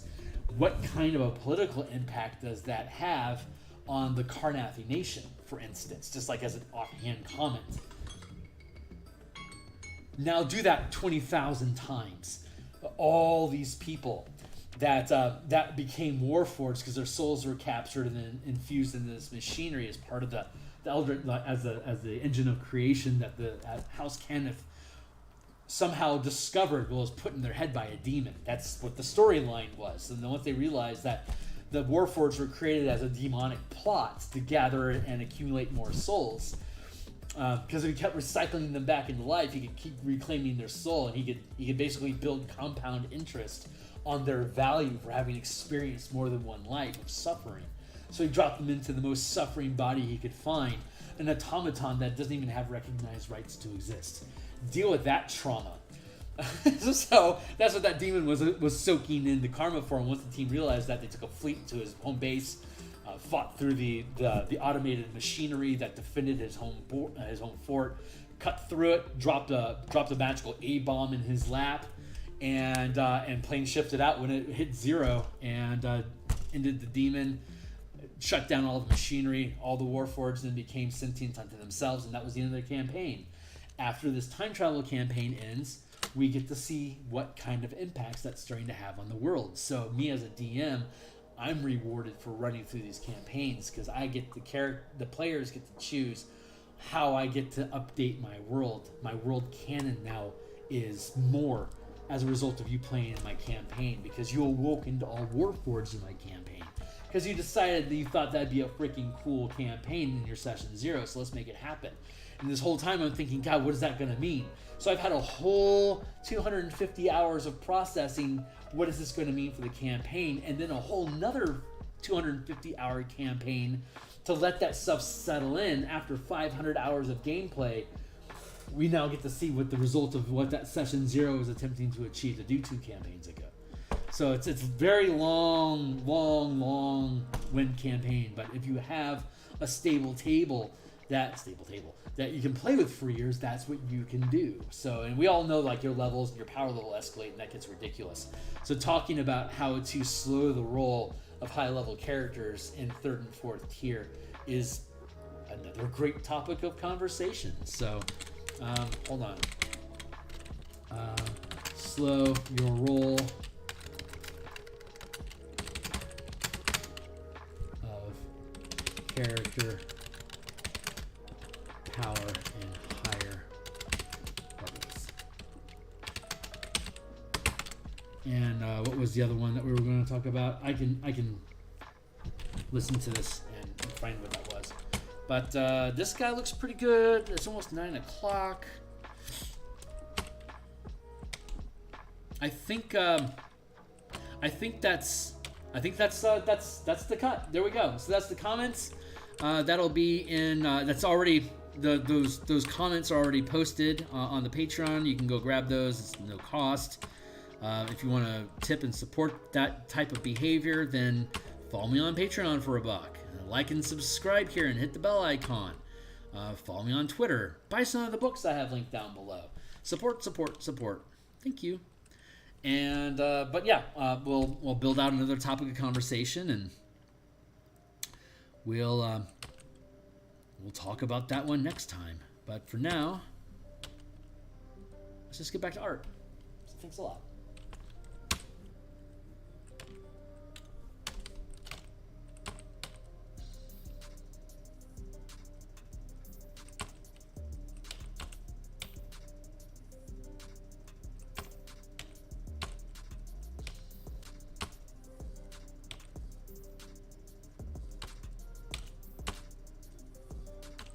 Big thanks to Nitroserum for instigating my inspiration to do something like that, because I do have a number of topic rants that I go on, and I think it's since I'm using this time to do all that stuff, it's makes sense that I start putting it someplace and then build a book out of it.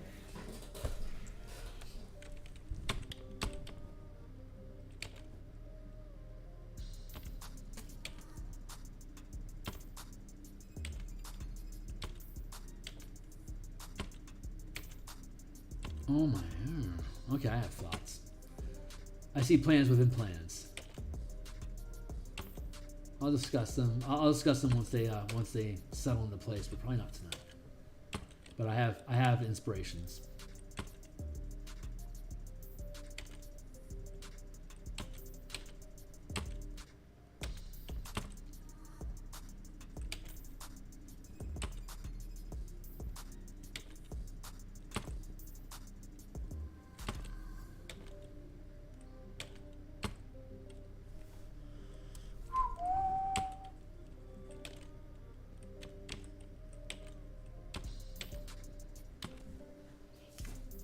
Yeah, that looks pretty cool. It's a little Still a little big. God, that, yeah, his head's big, fat head. I need to make this a little less Beavis and Butthead. Shan't we?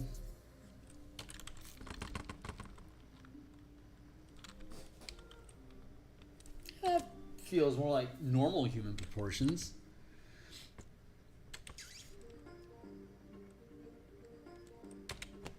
He has helmet head. See how it's pressed down on top? That's great.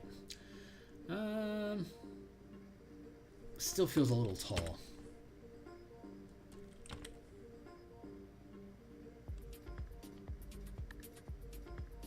I see how that can be addressed right here.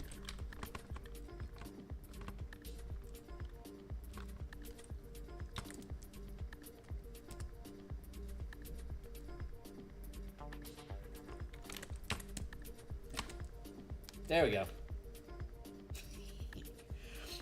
Much better. I will call him. I think I can make him a little smaller here on the page. Wrong one. There's a wrong one. There's my grenade. Doodles go up top.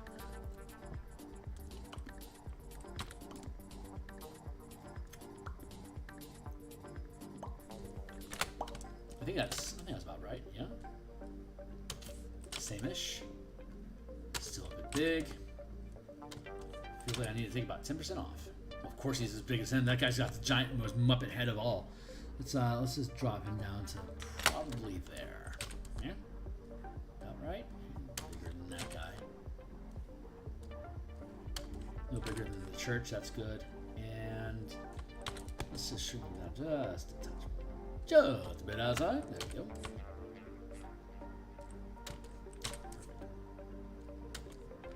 All right, now we're on to the fam.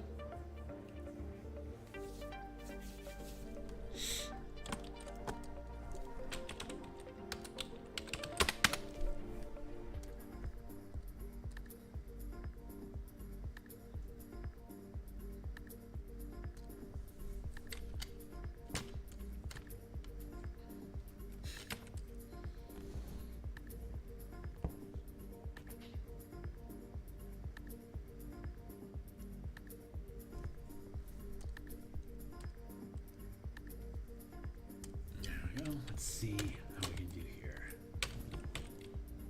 What time is it? It's 9 o'clock here in Seattle.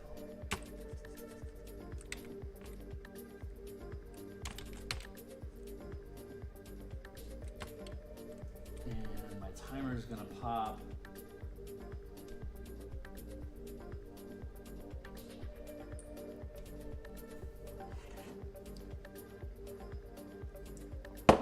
Timer's gonna pop in 10 minutes, and then I'll have my last 20-minute burst, so I've got about a half hour left. That's perfect. That'll take me to 9:30, which is normally a cut time for me.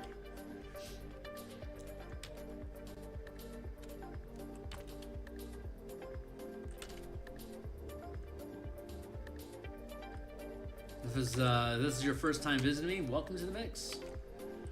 I stream 6 days a week, 9 times during those 6 days. On Monday through Friday, I stream Spelljammer, combat and exploration art of ships and spellcasting in space and the astral kingdom.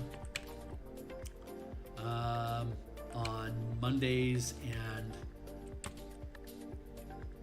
Thursdays, such as this, we do Eberron art. Right now we're doing these NPC tokens, but once these are done, we're going to start doing small vignettes, maps like a tore down gazebo, a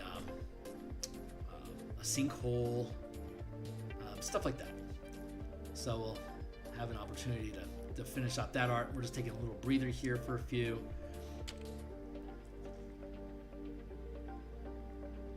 Just doing some lighthearted character art.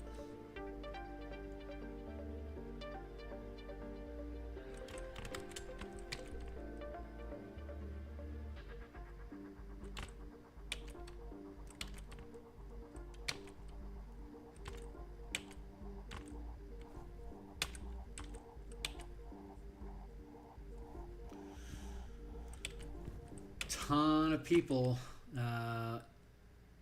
veterans from the last war ending.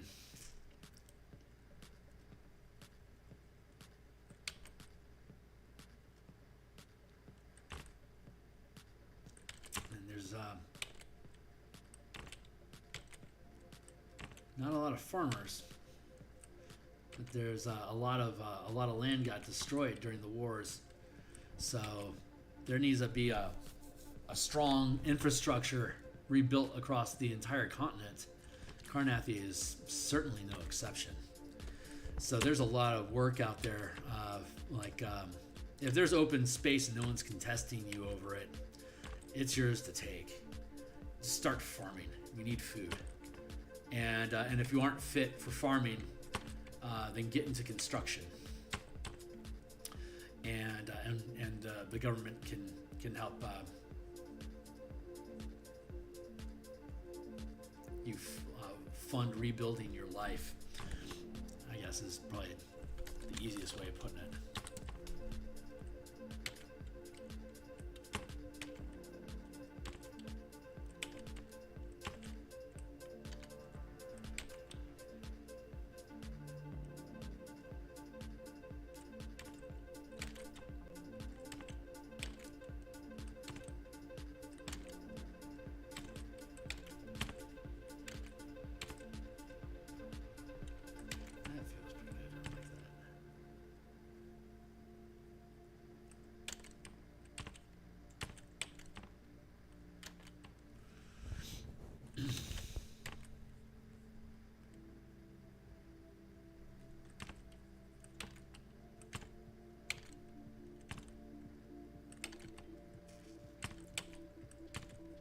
Among the refugees, there's a lot of Karnath, but there's also a lot of Sirens that got stranded.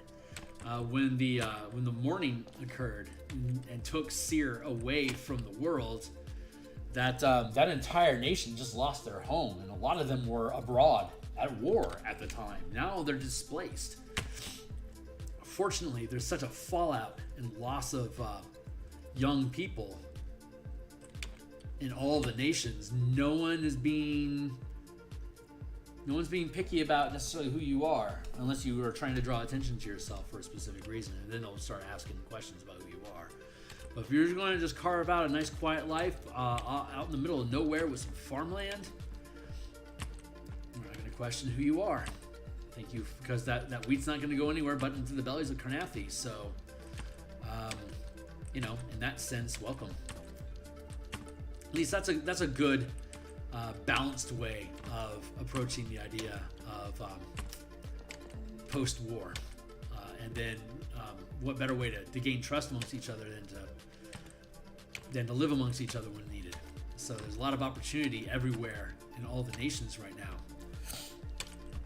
So a lot of Sirens ended up in Carnathi as farmers, alongside veteran Carnathi soldiers. So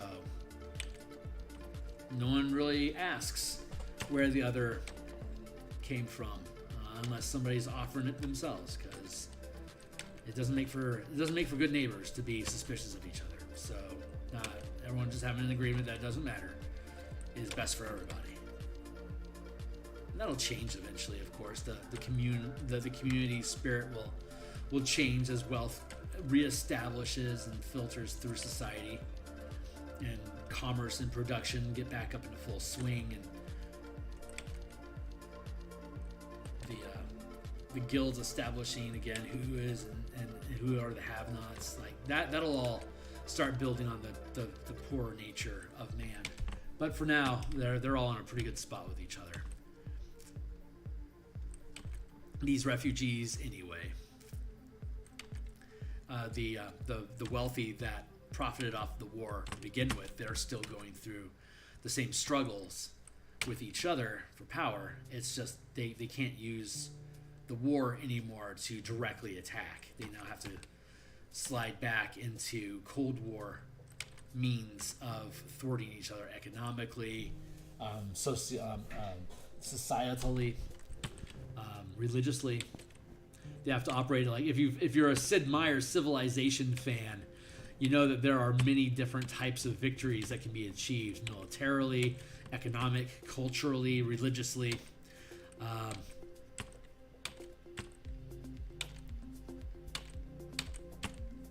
And when militarily is taken off the table, you have to move to these more social tier, the social pillar of engagement to conquer enemies, which is, I think, a really interesting commentary.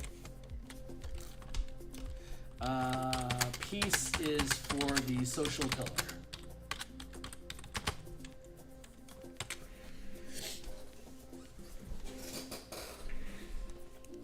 You're not worrying about the social pillar very much when you are neck deep in troll blood in a swamp. But when you get back to town and someone starts harassing about whether you had the right to do it or not, that enters the social encounter, social challenge tier, pillar of play.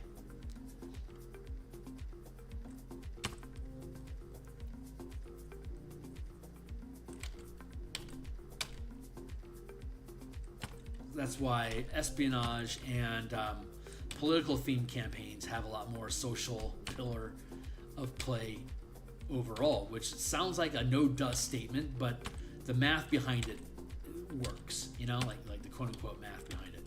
Like you only do social combat. You only have social encounters in a place where you aren't having your life threatened right now. You aren't just like you aren't worrying nearly as much about whether you should be clearing the leaves off of the tree on your property that falls onto my property. Why is it my issue? You don't really care about that when aliens are attacking your block. You know, like once the aliens are gone, we can get back to disputing over the leaves. But for now, we have bigger fish to fry, and that is kind of the essence of the divide between combat and social pillars of play. So a campaign doesn't need to have all of them, but when you are in a safe space where your characters' lives aren't being directly threatened, someplace where you can take long rests safely, is the spaces where you want to have the social pillar come out. The guilds and kingdoms mechanics that we've been developing alongside the vehicle combat for the in-command system really leans into gamifying both the social pillar and the like espionage aspect of the exploration pillar to make them like almost like a heist mission sort of thing, where you're investing your resources to learn about and economically or socially thwart threats in a civilized setting, so that you can establish more prestige, land, followers, contracts, opportunities fed to you by government, like government work, whatever. I kind of already said that. But that's how you build into that stuff. So you can be out slogging in the forest and come back, and your hand, the hand of the kingdom has been establishing these conversations to advance social and exploration pillar adventuring at the organizational level, while your characters are directly slogging through combat. So that's a way to integrate that stuff. That'd be something I would consider kickstarting instead of playing on the DMsGuild. So we'll see where that goes. But that is something that we've already built all the mechanics for. The playtesting works. Now we have to zero in, just hone in on refining it. But there's actually a link to all that stuff on my Discord channel, on my 20 minutes to go, on my Patreon. So you can jump into my Patreon and look at the prior posts and find a link to the command system that I'm talking about, in command of guilds and kingdoms. So that is, once this Eberron adventure and the Martial Powers books are done, Armies, Guilds, and Kingdoms are the subsystem 5e mechanic books, concepts, subsystems that I want to build. Guilds and Kingdoms are related subsystems, and then the mass combat warfare system is a tangential system to the Guilds and Kingdoms mechanics, but is actually more in line with the vehicle mechanics that we have in the Spelljammer book that will be published already when we start exploring that that aspect of gameplay. But it's super light and loose, but you can invest as much time in it as you want. It's either like 4 die rolls at the beginning of every 100 days, or it's something you can micromanage daily, depending on how deep you want your game table to lean into resource management inside of Guilds and Kingdoms. So, and it's as a DM, it's something that you can play with on the side for yourself. Like as a DM, I've talked about this before. As a DM, I don't really get to play the game until the session is over, because the session that we're having right now is me updating you with where the campaign is currently at, given what questions and things you explore and fight, right? Like whatever your adventure is, whatever threats you discover and resolve during today's session is going to impact the world. And I don't share with you immediately what those impacts are. So I get to go back and update my world according to the path that you chose. Like when we're over here talking about these other legs out here that are building out, my job then becomes what's the next step for each of these branches, and how much information, like I try to get the team to commit to which branch they're going to go down. Like what threat do they want to deal with and what goal do they want to achieve right now, so that I can not worry about things that they're not worrying about right now either. So each session I try to get them to tell me, what do you want to focus on the next few sessions, so that I can build that out instead of being just vague ideas that I'm kind of improvising off the cuff when they catch me off guard and dive into that territory. But if I know what's coming, I can flesh out all that stuff in my brain pan when I can't sleep at night and I need something to put me to sleep. I can mince on what is them getting in an argument with this paladin organization going to mean 3 levels from now. You know, I can cycle some RAM usage there, since the CPU isn't powering down yet already anyway. So, but anyway, that's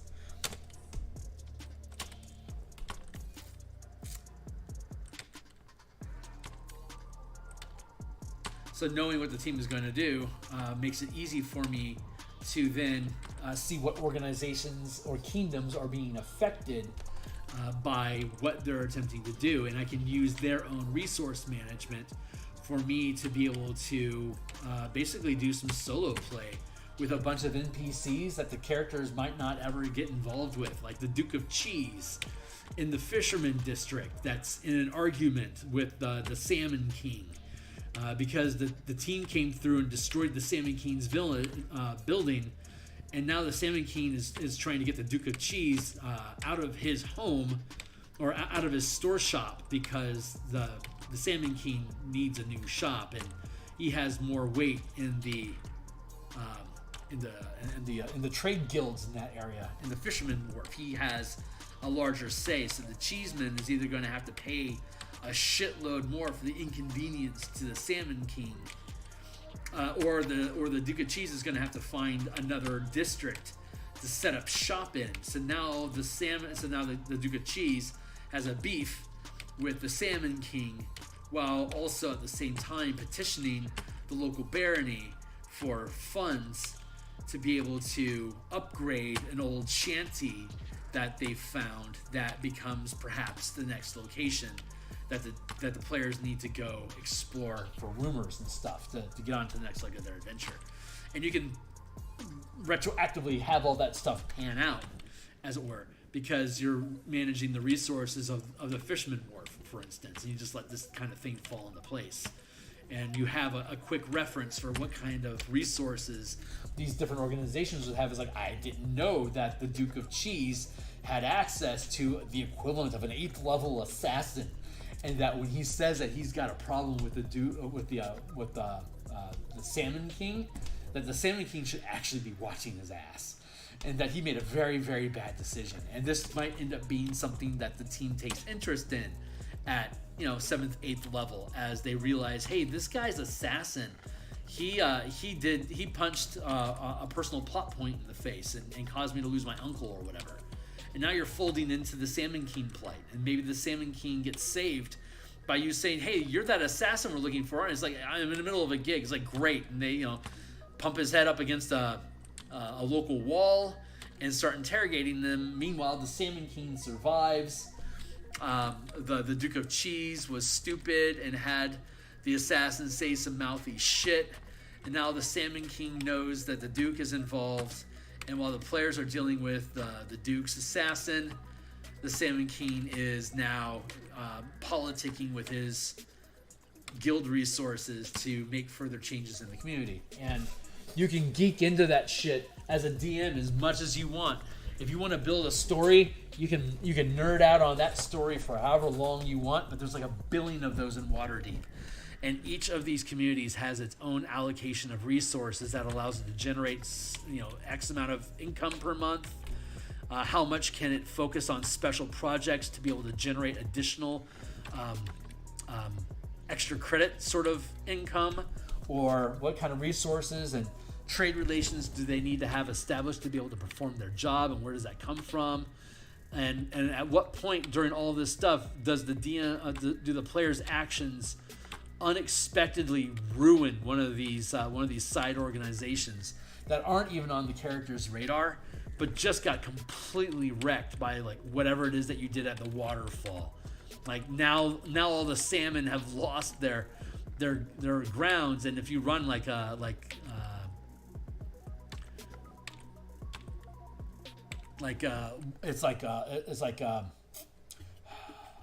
each day counts in the first tier.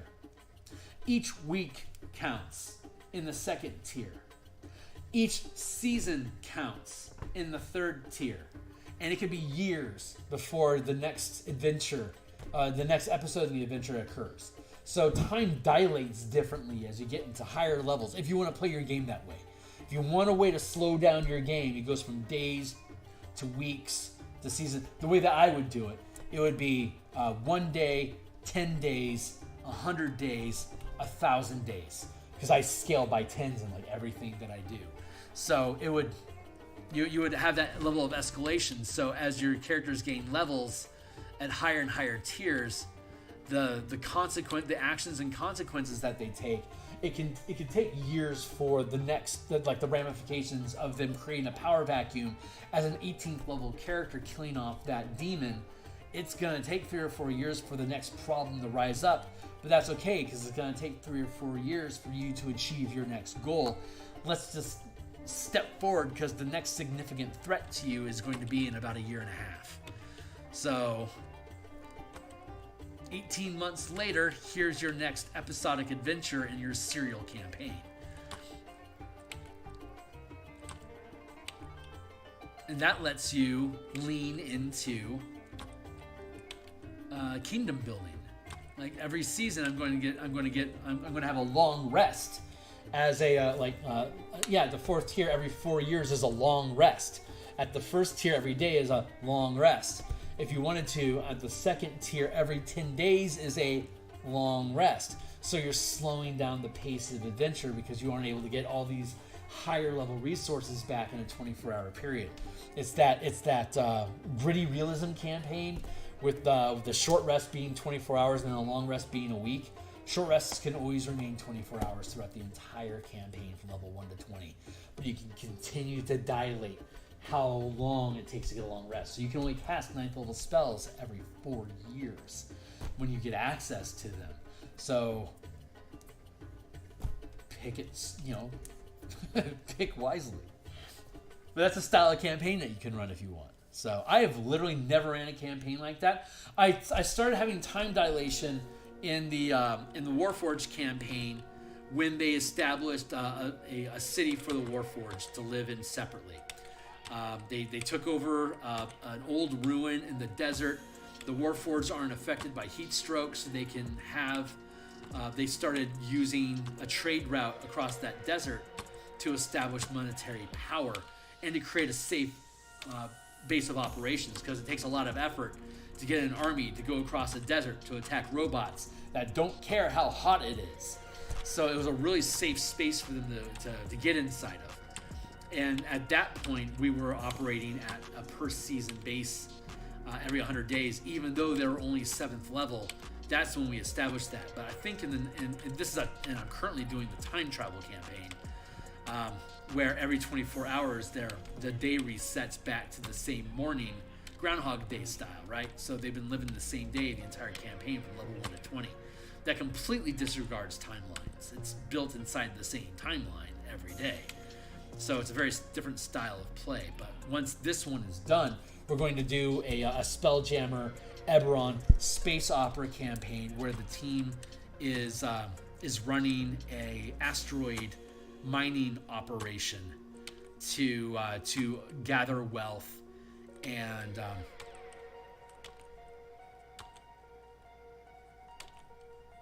whatever it is that they want to do. They're going to end up bumping into other organizations that they can fight with.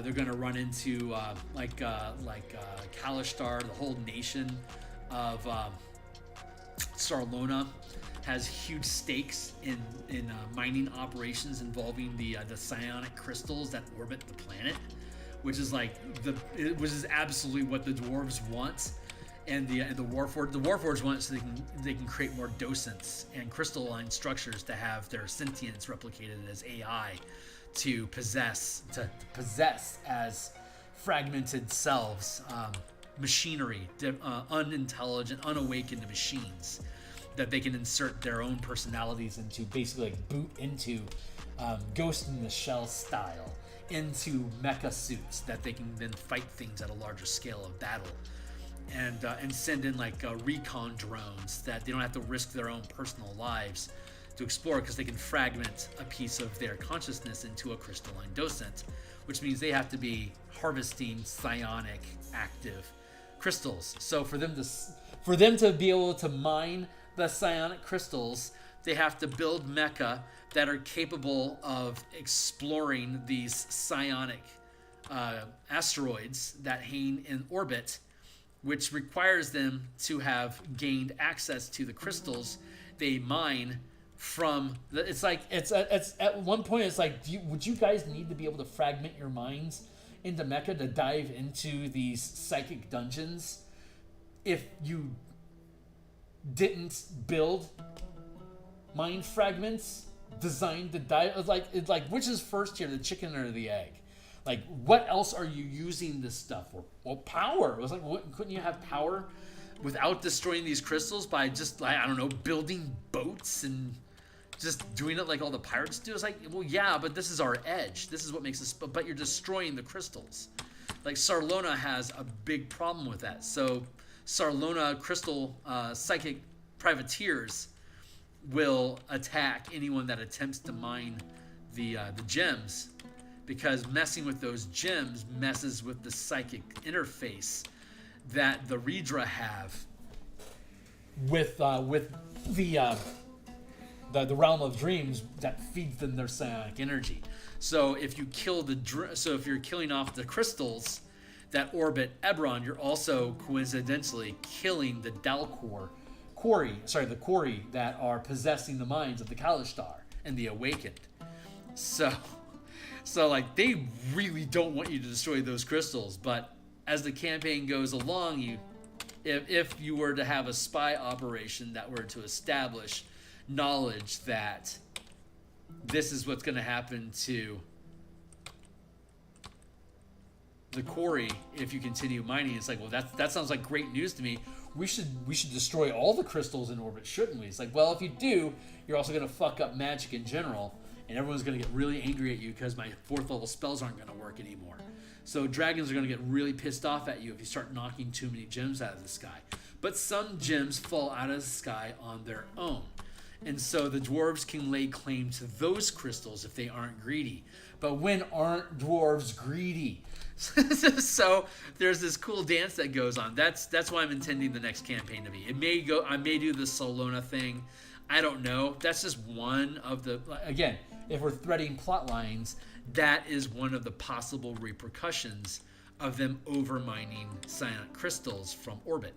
But there's adamantine up there, there's mithril up there, there's platinum up there, there's electrum up there. All sorts of precious metals that can be built into machines or just transferred directly into wealth. It's got a ton of potential. So, and we get to use the Spelljammer mechanics that we're working on in the mornings right now. Plus, we get to use the guild resource system from the in-command system that I have on my Patreon for folks to take a look at, that we will be building into a book. And the Guilds and Kingdoms aspect of it is, right now the energy feels like that's going to be a DTRPG Kickstarter project for like probably 2025. But that also means that I don't have to be... I don't have to conceal the information. I can publish it wherever I want, whenever I want. I really wanted to use the Guilds of Ravnica as a proof of concept for how this system works, but I can just publish that on my Patreon. If I want to provide proofs of concepts for something that I create as a Kickstarter project, I can publish those proofs of concept anywhere I want in the world, and that's my decision. Like, I could build the mass combat system and then specifically just build a Dragonlance conversion guide as a proof of concept, but not have any rules in it. Just like, hey, if you want to play this, you should buy my Kickstarter for like $8 or whatever, and then this campaign this campaign is free. All the content on the campaign is free for you to see in the preview, and if you want the high resolution maps, you can buy those off my Patreon. I wish I had realized that a year ago. Well, you know what? Honestly, I'm happy I'm doing Spelljammer as Spelljammer, and that I'm publishing on the DMs Guild. There's absolutely nothing that I'm doing mechanically here that I can't duplicate in another system using different words. So if I'm going to start kickstarting 5e stuff for myself, I can just, once the mass combat book comes out, I can just rebuild Spelljammer into a system, neutral system, under the larger set of rules of just ships in general, and not use the scale works, but I can just call it meters instead of like a half meter, or 2 meters instead of 5 feet, because 2 meters is roughly 5 feet. It's close enough, which means at the 5,000 foot scale or the 1 mile scale, that's effectively 2 kilometers. You know, it all scales. So, and I can change the language from command dice to proficiency dice. I can establish, because in the Guilds and Kingdoms system, it uses the proficiency dice that Essence 6 uses. That's an optional rule in the DMG. So there's multiple systems that have introduced the idea of proficiency dice, so I can use that in my Kickstarter stuff. So I think I see a path for where I can go, building mechanical systems like this, and hopefully build support up front so that I can quit my day job and build out all this stuff live after the Kickstarter succeeds, and just spend this time with people in stream, being people that are backers of the Kickstarter. How freaking cool is that?